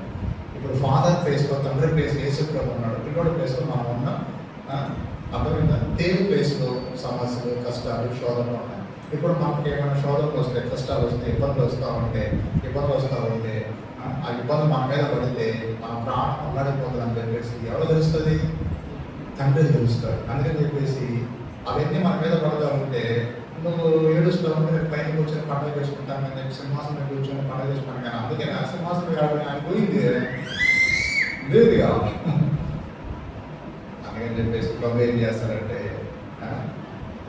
మనకు వచ్చేటువంటి కష్టాలు, ఇబ్బందుల సమస్యల్లో ఆయన సహాయం చేసేవాడు ఉంటాడు. మరి చాలామంది సమస్యల వలన, శ్రమల వలన, కష్టాల వలన, ఆ స్మరణ సందర్భ కాలంలో ఉన్నటువంటి శ్రమల వలన చాలామంది చనిపోయినారు కదా, హస్తాంశం అయిపోయినారు కదా అంటే హస్తాంశం అయిపోయారు కానీ ఆడపోయినారండి వాళ్ళు.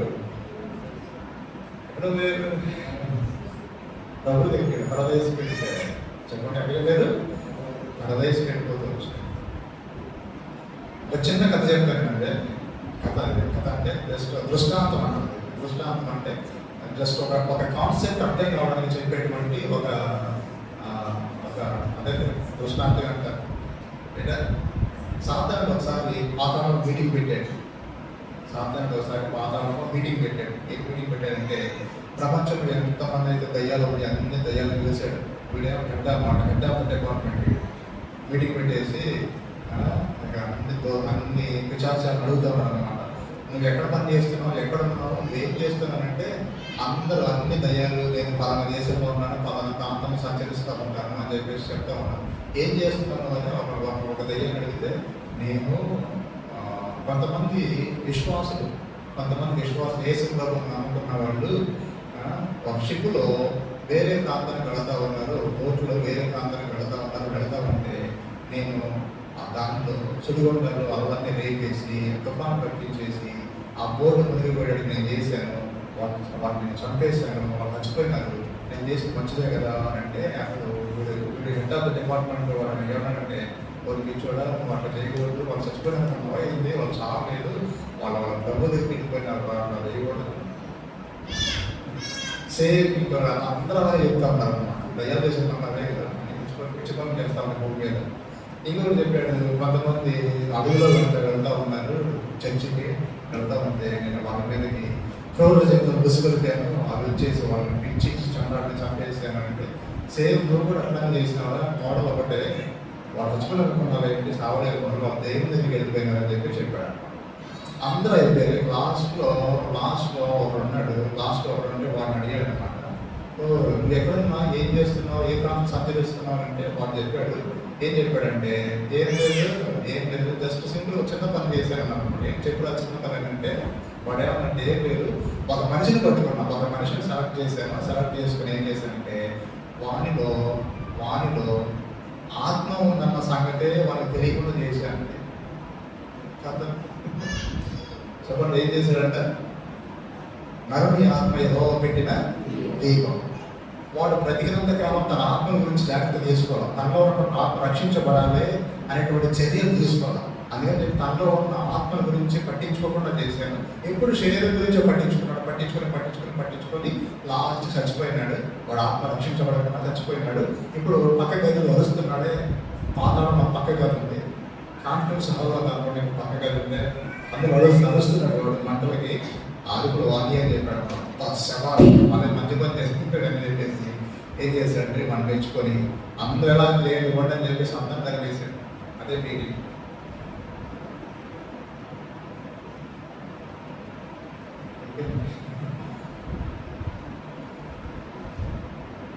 కాబట్టి ఇప్పుడు మనం ఏం చేయాలంటే, ఇప్పుడు మన మీదకి ఏమైనా కష్టాలు వస్తూ ఉంటాయి, ఇబ్బందులు వస్తూ ఉంటాయి, శ్రమలు వస్తూ ఉంటే మనం ఎవరు పట్టించుకోవట్లేదు అనుకోబాకండి. ఈ కథ ద్వారా డిఫరెంట్గా మనం ఆలోచించవచ్చు. అర్థమైందా? సాధారణుడు అనేక మంది దూతలను పంపించాడు, నశించిపోయే ఆత్మ అంటే ఆత్మని నశించిపోయేటట్టు చేసి ఆత్మని తీసుకుంటాడు అని చెప్పేసి ఆ మోడల్ చెప్పేసి పంపించాడు. ఇప్పుడు మన ప్రభు, మన బాస్ ఏం చేశాడంటే మనల్ని పంపించాడు. ఎక్కడ పంపించాడు? లోకంలోనే. ఇప్పుడు మనం ఏం చేయాలంటే ఆత్మను సంపాదించాలి. చెప్పండి, ఏం సంపాదించాలి? ఆత్మను సంపాదించాలి. సరే, అంతవరకు అయిపోయింది. ఆ టాపిక్ అంతవరకు విడిచిపెట్టేసండి. ఇప్పుడు విషయం ఏంటంటే, స్వర్ణ సంకల్ప కాలంలో ఉన్న విశ్వాసులు వారు శ్రమలను అనుభవిస్తూ జీవించారు. చాలా మంది హత్సాక్షులు అయిపోయినారు. ఆ కాలం అంతా ఏంటంటే సంఘం చాలా అనేక రకాల హింసలకు గురైపోతూ వచ్చింది. అలాంటప్పుడు ప్రభు ఏం చెప్పాడంటే, విడిచిపెట్టద్దు, మరణం వరకు నమ్మకంగా ఉండు అని చెప్పాడు. ప్రభు కోసం చాలా మంది ఏం చేస్తారు, వాళ్ళ శరీరాలను ఎంత కఠినమైన శిక్ష ఉందన్నా కూడా అప్పగించారు. అప్పగించారు. అందుకని చెప్పేసి కొంతమంది నేను సినిమాలకు వేశారు, కొంతమంది క్రూర జంతువులకు వేశారు, కొంతమంది శరీరాలను తగలబెట్టేశారు, కొంతమంది నేను రకరకాలు హింసించారు. అయినా కూడా లాస్ట్గా ఇక అగ్గిపొల గీస్తారన్నప్పుడు పెట్రోల్ పోసేసి, తారు పోసేసి, లేదా స్తంభాన్ని కట్టేసి, చుట్టూ కట్టెలు పెట్టేసి మొత్తం రెడీ చేసేసి అగ్గిపొల గీస్తున్నాను, ఇప్పుడే నువ్వు చెప్తావా, చెప్తే విడిచిపెట్టేస్తాను అంటే అలాంటి పీక్ టైంలో కూడా నా ప్రభుని నేను ఎట్టి పరిస్థితుల్లో కూడా నేను విడిచిపెట్టానని చెప్పేసి వాళ్ళు తమతో అనిపించుకున్నాను. సజీవం గవర్నమెంట్ ఎలాంటి అన్నట్టుగా వాళ్ళు అగ్నికి అర్థం అయిపోయారు. వాళ్ళు ఎవరైనా కాలుతా ఉంటే, కాగడాలు వాళ్ళకి కాలుతా ఉంటే ఆ వెలుతురులో సంబరాలు చేసుకున్న వాడు కూడా ఉన్నారు.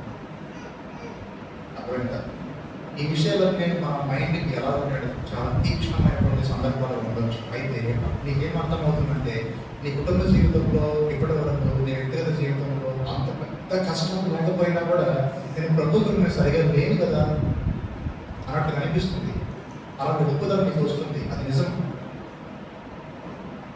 ఎన్నో కష్టాలు పడ్డవాళ్ళు కూడా ప్రభు కొరకు గట్టిగా నిలబడ్డారు కదా. కానీ నేను చిన్న చిన్న కష్టాలకి ఎన్నోసార్లు నేను తగ్గిపోయానని అనేటువంటి ఒక ఒప్పుదల నీలోకి వస్తూ ఉంటే అది పరిశుద్ధాత్మ ద్వారా వస్తుందనేటువంటిది మాత్రం ఖచ్చితం.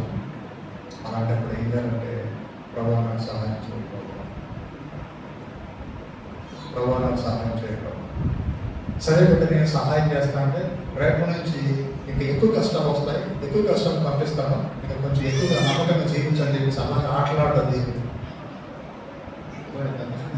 ఈ రోజు నేను బలపరిచి రేపటి దినాన్న ఇంకా మరికొన్ని శ్రమ నీ దగ్గర పంపించేటువంటి పని చేయగలను. అది ప్రభు న్యాయవంతుడు. ప్రభు ఎలాంటి వాడు? న్యాయవంతుడు. ఎలాంటి వాడు అంటే న్యాయవంతుడు. నీకు ఎంతవరకు తట్టుకోగలవో అంతవరకే ఇస్తాడు. ప్రభు ఎంతవరకు తట్టుకోగలవో అంతవరకే ఇస్తాడు. అక్కడ నువ్వు నమ్మకంగా ఉండాలి. మెట్టుకు ఫైనల్గా ఈ టెస్టింగ్ అంతా ఎందుకు చేస్తాడు దేవుడు? రక్షించుకున్న దేవుడు పెట్టకంటే జస్ట్ సింపుల్గా నీలో నమ్మకత్వం ఉందా అని పరీక్షిస్తాడు. చెప్పండి, ఏం పరీక్షిస్తాడు? నీలో నమ్మకత్వం ఉందా అని పరీక్షిస్తాడు. నమ్మకత్వం ప్రభు కావాలి. నమ్మకత్వం ఎవరినైతే ఉంటుందో వాళ్ళు నాణ్యమైన వాళ్ళు అని అర్థం. సంఘంలో నేను మనం ఎందుకు నమ్మకంగా ఉండకూడదు? అందుకని చెప్పేసి శ్రమ అనేటువంటి స్పెల్లింగ్ కనుక ఒకవేళ చదివితే బైబిల్లో కానీ గోడల మీద కానీ చదివితే నాకు రాసుకుంటే నేను దాని తెచ్చుకోవడం ఇట్లా ఓవరాక్షన్ చేయకూడదు. గుర్తుపెట్టుకోండి 2 విషయాలు చెప్తాను కానీ 2 విషయాలు. నువ్వు యేసుప్రభువును నమ్ముకుని రక్షించబడి జ్ఞాపకం తీసుకొని కూడా ఆత్మీయంగా సరిగా చేయించకుండా పిచ్చి పనులు చేసి తిక్క పనులు చేసేసి నీ అందరికీ నువ్వే శ్రమలు తెచ్చుకున్నారే అనుకో, వాటితో దేవుడికి సంబంధం లేదు.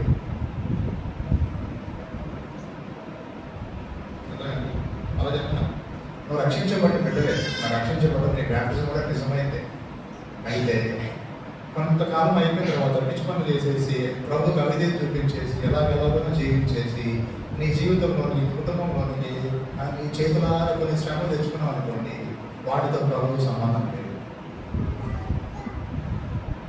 అది ప్రభు ద్వారా వచ్చింది అని చెప్పేసి అనుకోకూడదు. అలాంటి ఒకవేళ వచ్చినా కూడా పశ్చాత్తాపడితే మనం తీసేసేటువంటి ప్రేమలో తండ్రి ఆయన. అది ఒకటో పార్ట్. రెండో పార్ట్ ఏంటంటే నువ్వు దేవుడు నమ్ముకున్నావు, రక్షించబడ్డ బ్యాప్టిజం కూడా అయిపోయింది, దేవుడు కొరకు నమ్మకంగా జీవిస్తున్నావు, ప్రభు కొరకు నమ్మకంగా జీవిస్తున్నందుకే, ప్రభు కొరకు సాక్షిగా జీవిస్తున్నందుకే, ప్రభు వాక్యం కొరకు నువ్వు జీవిస్తున్నందుకే కష్టాలు వచ్చినాయి అనుకోండి. ఆ కష్టాల ద్వారా నీకు 7 రకాలుగా మేలు అనుభవిస్తావు. అది ఇంపార్టెంట్. ఫస్ట్ ఏం చెప్పుకున్నాం? ఫస్ట్ ఏం చెప్పుకున్నామంటే అది చెప్పుకున్నాం. ఇప్పుడు రెండోది ఏం చెప్పుకున్నాం? రెండోది కూడా అది చెప్పుకున్నాం. ఎందుకంటే చెప్పడం ఉంటాయి మన వాక్యాన్ని చెప్పగలరు కానీ ఇప్పుడు చెప్పలేదు. అంతే, మీ మైండ్లో మాత్రం ఆ పిక్చర్ వచ్చేసి సింపుల్గా చెప్పేస్తా. దేవుడు నమ్ముకున్న వాళ్ళు దేవుడి కొరకు నమ్మకంగా జీవించకుండా పిచ్చిగా జీవించేటప్పుడు వచ్చే కష్టాలు చేతులారా తెచ్చుకుంటారే, వాటితో అవి ప్రభు ద్వారా వచ్చినాయని చెప్పేసి అనుకోవద్దు. ఒకవేళ వాటి ద్వారా నువ్వు ఇబ్బంది పడతా ఉన్నా కూడా తీసేసేటువంటి ప్రేమ దేవుడు ఆయన. కాకపోతే పశ్చాత్తాపడాలి. రెండో కేసు ఏంటంటే లేదు నేను ప్రభు కొరకు జీవిస్తున్నాను, నేను యథార్థంగా ఉన్నాను, నేను నమ్మకంగా ఉన్నాను, నేను సాక్షిగా జీవిస్తున్నాను, నాకెందుకు కష్టాలు రావాలి అని బాధపడుతున్నాను. నేను ప్రభుత్వం నమ్ముకునే కష్టాలు నేను ప్రభు నమ్ముకునే సాక్షిగా జీవిస్తూ యథార్థంగా నిజాయితీగా జీవిస్తున్నందుకు దేవుడు నన్ను ఎందుకు ఈ విధంగా శ్రమల పాలు చేయాలని చెప్పేసి క్వశ్చన్ చేయదు దేవుని కదా. అది గుర్తుపెట్టుకో. నీకు ఒక గుడ్ న్యూస్, ఒక అడ్వాంటేజ్ ఏంటంటే ప్రభు కొరకు నమ్మకంగా జీవిస్తున్నందుకు వచ్చే కష్టాలు శ్రమలు ఉంటాయి సరే, వాటి ద్వారా మనం మేలుడే అనుభవిస్తాం కానీ నష్టాలు ఏమో కూడా ఉండవు అన్నమాట. అవేంటి జస్ట్ సింపుల్గా చెప్పేసుకొని ముగించేద్దామా? 67వ వచనం, కీర్తన 119, 67వ వచనం చదువుకుంటున్నా. 119వ కీర్తన 67వ వచనం చదువుకున్నా. 119వ కీర్తన 67వ వచనం. శ్రమ కలుగక మునుపు త్రోవ విడిచితిని.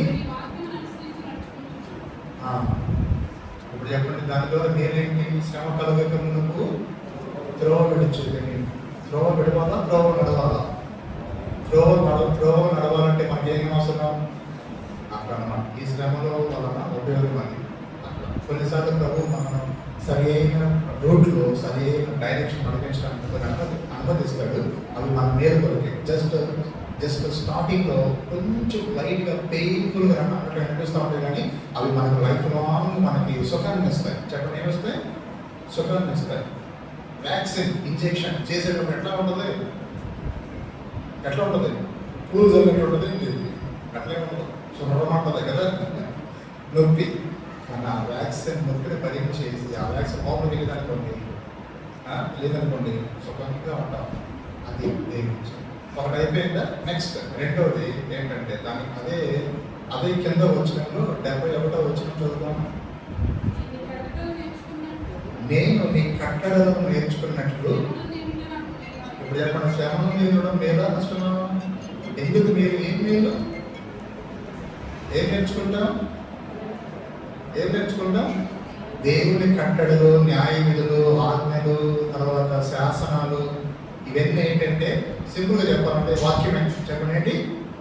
అన్నింటినీ కలిపేసి రంగరించి ఏమవసరాన్ని? వాక్యం. ఇప్పుడు చెప్పండి, వాక్యం నేర్చుకోవాలంటే ఏం అవసరం? ఆ వచనాన్ని బేస్ చేసుకుని రచయిత రాశాడు. ఏం రాశాడు? నేర్చుకున్నాను నా శ్రమల ద్వారా నీ వాక్యమును ఎంతో. సింపుల్.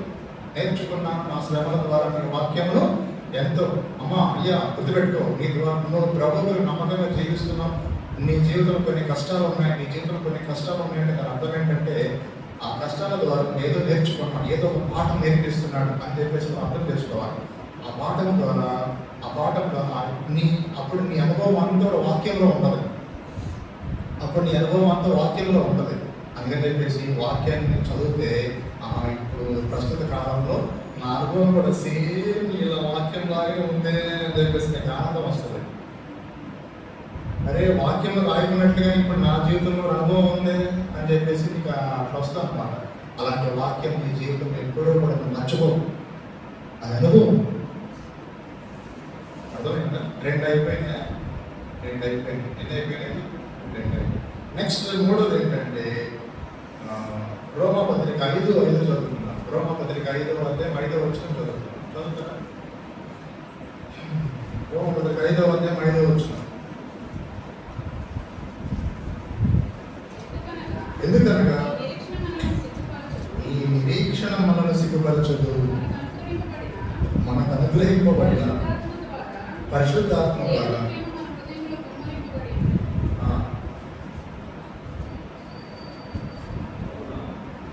4వ వచనం చదువుతారా? అది 4వ వచనం. శ్రమ ఓర్పును, పరీక్ష నిరీక్షణను కలుగజేయునని. ఇప్పుడు చెప్పండి, లాస్ట్ ఏమొచ్చింది? అంటే లాస్ట్ మాట ఏంటి? నిరీక్షణ. ఫస్ట్ ఏంటి? ఇప్పుడు చెప్పండి, శ్రమ ద్వారా ఏం కలుగుతుంది మనకి? లాస్ట్ది నిరీక్షణ ఉంది. దేవుని బిడ్డకు గుర్తుపెట్టుకోండి, దేవుని బిడ్డకు శ్రమలో ఏముంది?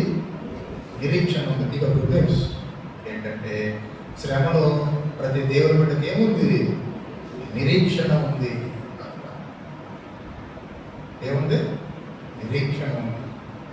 ఆ నిరీక్షణ అలాంటి నిరీక్షణ అంటే సిగ్గుపరిచే నిరీక్షణ కాదు. చెప్పండి, ఏ నిరీక్షణ కాదు? సిగ్గుపరిచే నిరీక్షణ కాదు. ప్రభు ఇప్పుడు నేను శ్రమలో అడుగుతున్నాను, నీ పైన నేను నమ్మకం పెట్టుకున్నా, నీ పైన ఆశ పెట్టుకున్నా, నీ పైన నేను నిరీక్షిస్తున్నానంటే అరే అనవసరంగా వస్తున్న శ్రమలో చిక్కుకుపోయినవి నా వల్ల కళ్యాణం చూసుకొని ఇటువంటి రకం కాదు దేవుడు. అందుకని చెప్పేసి దేవుడు దిగొచ్చి ఏం చేస్తాడు? నీకు హెల్ప్ చేస్తాడు. అందుకని చెప్పేసి నిరీక్షణ. ఎందుకు? శ్రమ. ఎన్ని అయిపోయినాయి? 3 అయిపోయింది. అపోస్తల కార్యము 4వది. అపోస్తల కార్యములు 14:28 చదువుకున్నాం. అపోస్తల కార్యములు 14:22 చదువుకున్నాం. శిష్యుల మనసులను దృఢపరిచి విశ్వాసం నిలకడగా ఉండవాలని అనేక శ్రమను అనుభవించి మనం దేవుని రాజ్యంలో ప్రవేశించాలని వారిని హెచ్చరించారు. ఇప్పుడు చెప్పిన శ్రమలన్నింటిని అనుభవిస్తున్నామని లాస్ట్కి ఎందులో ప్రవేశిస్తాం? దేవుడు తన రాజ్యాన్ని ప్రిపేర్ చేసి పెట్టింది ఎందుకు? ఎవరి కోసం? ఈ లోకంలో బిడ్డ నన్ను నమ్మకనందుకు నీకు అనేకమైన శ్రమలు వచ్చినాయి. నీకు రా, నేను నీ కొరకు ఒక అద్భుతమైనటువంటి పెద్ద పట్టణాన్ని సిద్ధపరిచాను రా అని చెప్పేసి దేవుడు పిలుస్తున్నాడు, ప్రిపేర్ చేశాడు. అది అర్థమైందా? ఎన్ని అయిపోయింది ఇప్పుడు? 4 అయిపోయినాయి. ఇప్పుడు 5వది ఏంటంటే మరలా రోమపత్రికలోని రోమిలకు రాసిన పత్రిక 8వ అధ్యాయం, రోమిలకు రాసిన పత్రిక 8వ అధ్యాయం 35వ వచనాన్ని చదువుకున్నాం. రోమపత్రిక 8వ అధ్యాయం 35వ వచనంలో క్రీస్తు ప్రేమ నుండి మనలను ఎడబాపువాడెవడు? శ్రమ అయినా చెప్పండి, ఏమైనా ఒక లిస్ట్ చెప్పాడు. ఆ లిస్టులో ఫస్ట్ పేరు శ్రమ అయినా. ఇప్పుడు ఆ శ్రమ ఏం చేయదంట?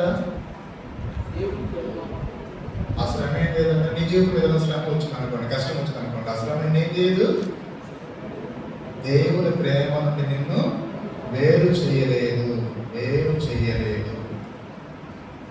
కాబట్టి ఎప్పుడు దేవుని ప్రేమలోనే ఉంటాం. దేవుని యొక్క ప్రేమ నీ మీద ఎల్లప్పుడూ ఉంటుంది. దేవుడు తన ప్రేమ చేత నిన్ను ఎల్లప్పుడూ ఆవరించే ఉంటాడు. అర్థమైందా? అంత మాత్రమే కాకుండా 37వ వచనంలో అదే అధ్యాయం 37వ వచనంలో మనము అయినను మనలను ప్రేమించిన ద్వారా మనము వీటన్నిటిలో అత్యధికమైన విజయము పొందుచున్నాం. ఇప్పుడు చెప్పండి, ఏం పొందుతాం? అత్యధికమైన విజయం పొందుతాం. అందుకని చెప్పిస్తున్నాం, ఇదంతా నాకు గుడ్ న్యూస్. అందుకని చెప్పేసి క్రైస్తవ జీవితంలో వచ్చేటువంటి శ్రమలు కూడా మనకు మేలులుగా, ఆశీర్వాదాలుగా మారుతాయి. ఎలా మారుతాయి? మేలులుగా, ఆశీర్వాదాలుగా మారుతాయి. అట్లా చెప్పేసి ఆ స్వర్ణ సందర్భ కాలంలో ఉన్నటువంటి విశ్వాసులు ఎన్నో రకాల శ్రమల గురించి దారుణంగా చంపబడ్డారంటే వాళ్ళకి చేతగా కాదు, కానీ ప్రభు కోసం నిలబడ్డారు కాబట్టి వాళ్ళు ఈ లోకం దృష్టిలోకి మాత్రమే వాళ్ళు చేతగానే వాళ్ళు నిలబడ్డారు. కానీ దేవుడు వాళ్ళకి ఇచ్చినటువంటి గొప్ప బహుమానం ఏంటో తెలుసా? ఈ బ్లెస్సింగ్స్ అన్ని ఇచ్చేసి లాస్ట్కి వాళ్ళ తలల మీద ఒకటి పెట్టాడు. దాని పేరు ఏం పేరంటే జీవ కిరీటం. చెప్పండి, ఏం పేరు? జీవ కిరీటం. ఏం కిరీటం? జీవ. చెప్పండి, ఏం పేరు? జీవ. మనుషులు ఏం చేశారు? వాళ్ళని భూలోకంలో ఏం కిరీటం పెట్టారు? వాళ్ళకి మనుషులు వాళ్ళకి ఏం కిరీటం పెట్టారు? వేసుకున్నప్పుడు అనుకున్నావా? దేవుడితో సాక్షిగా చేపిస్తావా? వేసుకున్న విడిచిపెట్టవా? నేను కిరీటం పెడతాను అని చెప్పేసి వాళ్ళు ఏం చేశారు? లోకం ఏం చేస్తున్నారు? వాళ్ళ తల మీద కిరీటం పెట్టింది. ఆ కిరీటం పేరు ఏం పేరు? శ్రమ. చెప్పండి, ఏం పేరు? ఆ శ్రమ సింహాల టైప్లో ఉండొచ్చు, అగ్ని టైప్లో ఉండొచ్చు, రకరకాల టైప్లో ఉండొచ్చు. బిడ్డ అంత బాధ అనిపించాను కూడా నాకు వెనకాడలేదు. కాబట్టి ఇప్పుడు నేను నీకోసం ఆ కిరీటము టెంపరీ కిరీటం. ఆ కిరీటం ఏం కిరీటం? అది టెంపరీ కిరీటం. కానీ నేను యుగయుగా ఒక కిరీటం ఇస్తాను అని చెప్పేసి ఒక కిరీటం పెట్టేశాడు. ఏం కిరీటం అది? జీవ కిరీటం. అంతే. దేవుడా మజాకమ్మా నిజం. కాబట్టి దేవుడు నమ్ముకున్నటువంటి దేవుని బిడ్డలు ఏ విషయంలో కూడా కంగారు పడాల్సిన అవసరమే లేదు. గుర్తుపెట్టుకోండి, ఆ కాలంలో ఉన్నటువంటి కష్టాలు శ్రమలు కూడా ఏం లేవు. మనకి చాలా చక్కగా ఉన్నాం. అర్థమైందా? చిన్న చిన్న వాటికి ఎంత కష్టం అనిపిస్తున్నానని నేను అన్నట్టుగా ఫీల్గా ఉంది. ఇలాంటి కష్టాలు లేకపోయినా కూడా మనం చక్కగా దేవుడు మనం జీవించాలి. మందిరానికి రావాలి, బైబిల్ చదువుకోవాలి, ఆరాధన చేయాలి, బలవం పాల్గొనాలి. ఎంత చక్కగా ఉండొచ్చు, ఎంత హుషారుగా ఉండొచ్చు. ఎందుకు డల్ అయిపోతారు? ఎందుకు సంఘం ఎందుకు జీవించలేకపోతాం? మన జీవితంలో ఎందుకు ఎన్ని కష్టపుస్తులు, ఎందుకు కుటుంబ విలువలు ఎందుకు పోగొట్టుకుంటాం? సంఘంలో ఎందుకు మనం విలువలు పోగొట్టుకోవాలి? అన్నీ బాగానే ఉన్నాయి, ఎందుకు జీవించలేకపోతున్నా? ఇప్పుడు చెప్పు, ఆ జీవితం పొందడానికి మనం అర్హులమేనా?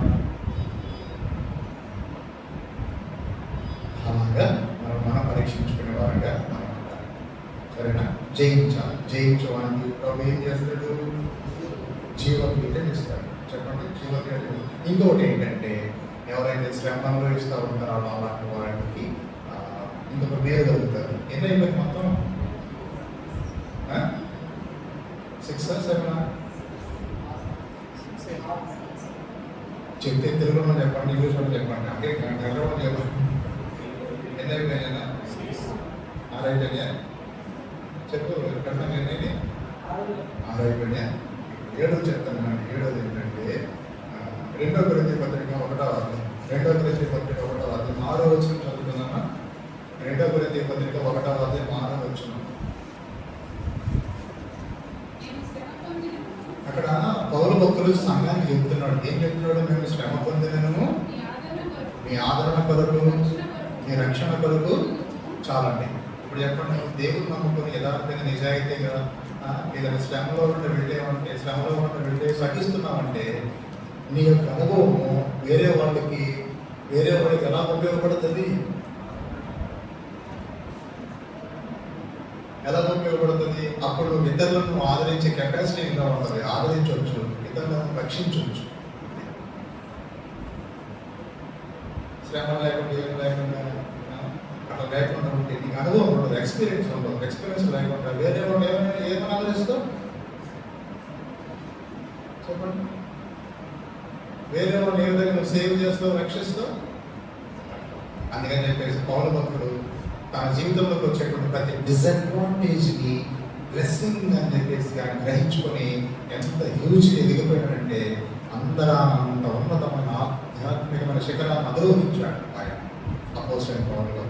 కాబట్టి అన్న అక్కడ గుర్తుపెట్టుకోండి, నీ జీవితంలో ఆ కాలంలో ఉన్నటువంటి కష్టాలు మన జీవితంలో లేవు. అయితే వచ్చేటువంటి కష్టాలు పొందడాలైనా సరే ఇవి ఏమాత్రం కూడా కష్టాలు కాదు.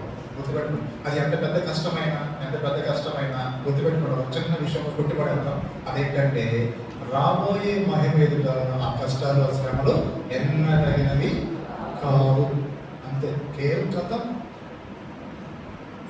అంటూ చూసారా? ఆట పన్ను కేల్ అంటే ఆట. కేల్ కథ అంటే కేల్ కాదు. కేల్ అంటే అర్థం ఏంటంటే హిందీలో ఆట. చెప్పండి, ఆట, గేమ్. కథం అంటే ఆట అయిపోయింది. ఏంది రోజు మాస్టర్ అయింది, కేల్ కథం అన్నాడు ఏంటని చెప్పేసి మన ఇంటికి చూసుకున్నాడు అన్నమాట. అందుకని చెప్పి పూర్తిగా అర్థం చేద్దాం. కేల్ అంటే అర్థం ఏంటంటే హిందీ మాట ఇది. కేల్ అంటే అర్థం ఏంటి? ఆట. క్రికెట్ ఆట, హాకీ ఆట, ఫుట్బాల్. అర్థమైందా? ఇవన్నీ ఏంటంటే ఆటలు. అర్థమైందా? ఆట అయిపోయింది, ఓవర్లోనే అయిపోయింది. ఆట అయిపోయిందంటే అయిపోయింది అనే పదానికి అర్థం ఏంటంటే హిందీలో కథం అనుకున్నాం. ఏంటది? కేల్ కథం అంటారు. మనమేమో ఓ బాబు ఏదో జరిగిపోయిందిరా నాయన, స్కైలాగ్ వచ్చి మీద పడింది అన్నట్టు ఫీల్ అవుతాం. ఏం కాదు. అట్లాగే కొన్ని తెలంగాణలో కొన్ని వర్డ్స్ మనకి ఏందో అన్నట్టుగా అనిపిస్తూ ఉంటాయి, కానీ కరెక్ట్గా అర్థం చేసుకుంటే ఓహో అదే అన్నట్టుగా ఉంటుంది అన్న. క్లియర్ ఇప్పుడు నా మీదకి నిదానికి ఏం రాదు కదా? సరేనా? సరే, ఎన్నో అయిపోయింది. ఇలాగ జయించే వాళ్ళకి దేవుడు ఏం చేస్తాడంటే జీవం కడిగిస్తాడు. ప్రభు ఈ వాక్యం అందరిలో ఎలా దీవించినట్టు ప్రార్థన చేస్తాడు.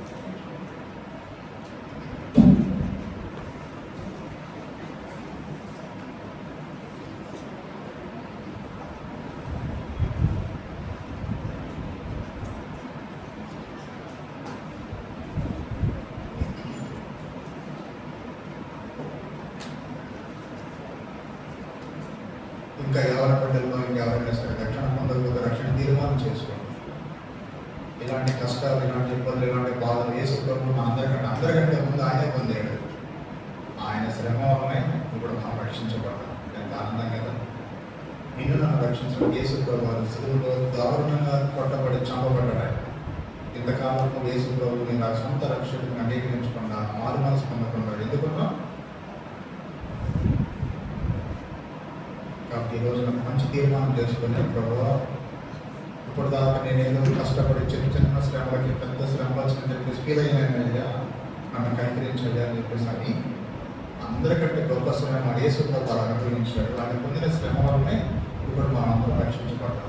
దీనందరికీ మన దగ్గర కలిగి జీవించాలి. ఎవరికైనా ఇంకా రక్షణ తీర్మానం లేకపోతే రక్షణ తీర్మానం చేసుకోండి. ఎవరి బిడ్డలు అలాగా మారు మనసు పొంది బాప్తిసం కూడా తీసుకోవాలి. మారు మనసు పొంది బాప్తిసం తీసుకున్న వాళ్ళు నీ జీవితం ఎదురయ్యేటువంటి కష్టాలు, కుటుంబ పరిస్థితులను బట్టి, వ్యక్తిగత పరిస్థితులను బట్టి నువ్వేం ఫీల్ కావాల్సిన అవసరం లేదు. దేవుల్లో వచ్చే ప్రతి శ్రమకి ఎంత విలువించాడంటే 7 మాటలు చూసి అవన్నీ గుర్తుపెట్టుకొని క్రైస్తవ జీవితం ఎంత సౌభాగ్య జీవితమో అని చెప్పేసి చక్కగా దేవుని కొరకు నమ్మకంగా సంతోషంగా జీవించాలి. ప్రేమల తండ్రి వందనాలు తండ్రి, ఈ వాక్యాన్ని మీరు మాకు ఇచ్చారు ప్రభా. ఈ వాక్యాన్ని మా హృదయాల్లో మీరు కట్టి పరివర్తన చేయండి. ఆయన స్మరణ సంఘం కాలంలో ఉన్న పరిస్థితులన్నీ ప్రభు మీరు మా ముందు ఉంచారు. దేవాన్ని వందనాలు చెల్లిస్తున్నాం తండ్రి ప్రభా. మరి స్మరణ సంఘంలో ఉన్నటువంటి దీపస్తంభం దగ్గర ఉన్నటువంటి సంఘంలో దూత నక్షత్రానికి మీరు ఇచ్చినటువంటి సందేశాన్ని బట్టి దేవుని వందనాలు చెల్లిస్తున్నాం. ఓ ప్రభు, మరి వాళ్ళకి చెప్పినటువంటి ఆ వాక్యమే నేటి దినాల్లో మేము కూడా అన్వయించుకోవాల్సిన అవసరం మాకు కూడా ఉంది. కాబట్టి మేము కూడా జయించాలి అని మీరు మాకు గుర్తు చేశారు. మాకు కూడా జీవితం ఇస్తారు దగ్గర తండ్రి. అలాగే ప్రభు మీ వందనాలు. నీ ప్రేమ ఎంత గొప్పది, విడిచిపెట్టిన ఎడబాయిన దేవుడు అంటున్నాడు. కాబట్టి మీ కొరకు రాబోయే దినాల్లో కూడా పరిస్థితులు ఎలా ఉన్నా ప్రభు మీ కొరకు నమ్మకంగా మంచిగా జీవించడానికి ప్రతి ఒక్కరికి చక్కని నేర్పుదల దయచేయండి, ప్రార్థిస్తున్నాం. సహాయం చేయండి. విశ్వాసం పోగొట్టుకోకుండా విశ్వాసాన్ని పెంచుకోవడానికి సహాయపడమని ప్రార్థిస్తున్నాం. ఇచ్చిన సమయం కూడా గమనాలు పెంచుకుంటూ మా రక్షకుడైన యేసు ప్రభువు నామమున స్తుతించి ప్రార్థించడానికి వేడుకుంటున్నాం తండ్రి. మన ప్రభు అయిన యేసుక్రీస్తు వారి కృప, తండ్రి అయిన దేవుని ప్రేమ, పరిశుద్ధాత్మ సహవాసం చేరవచ్చిన మనందరికీ, సర్వలోకమున ఉన్న ప్రభు బిడ్డలైన వాళ్ళందరికీ సదాకాలం తోడై ఉండుగాక.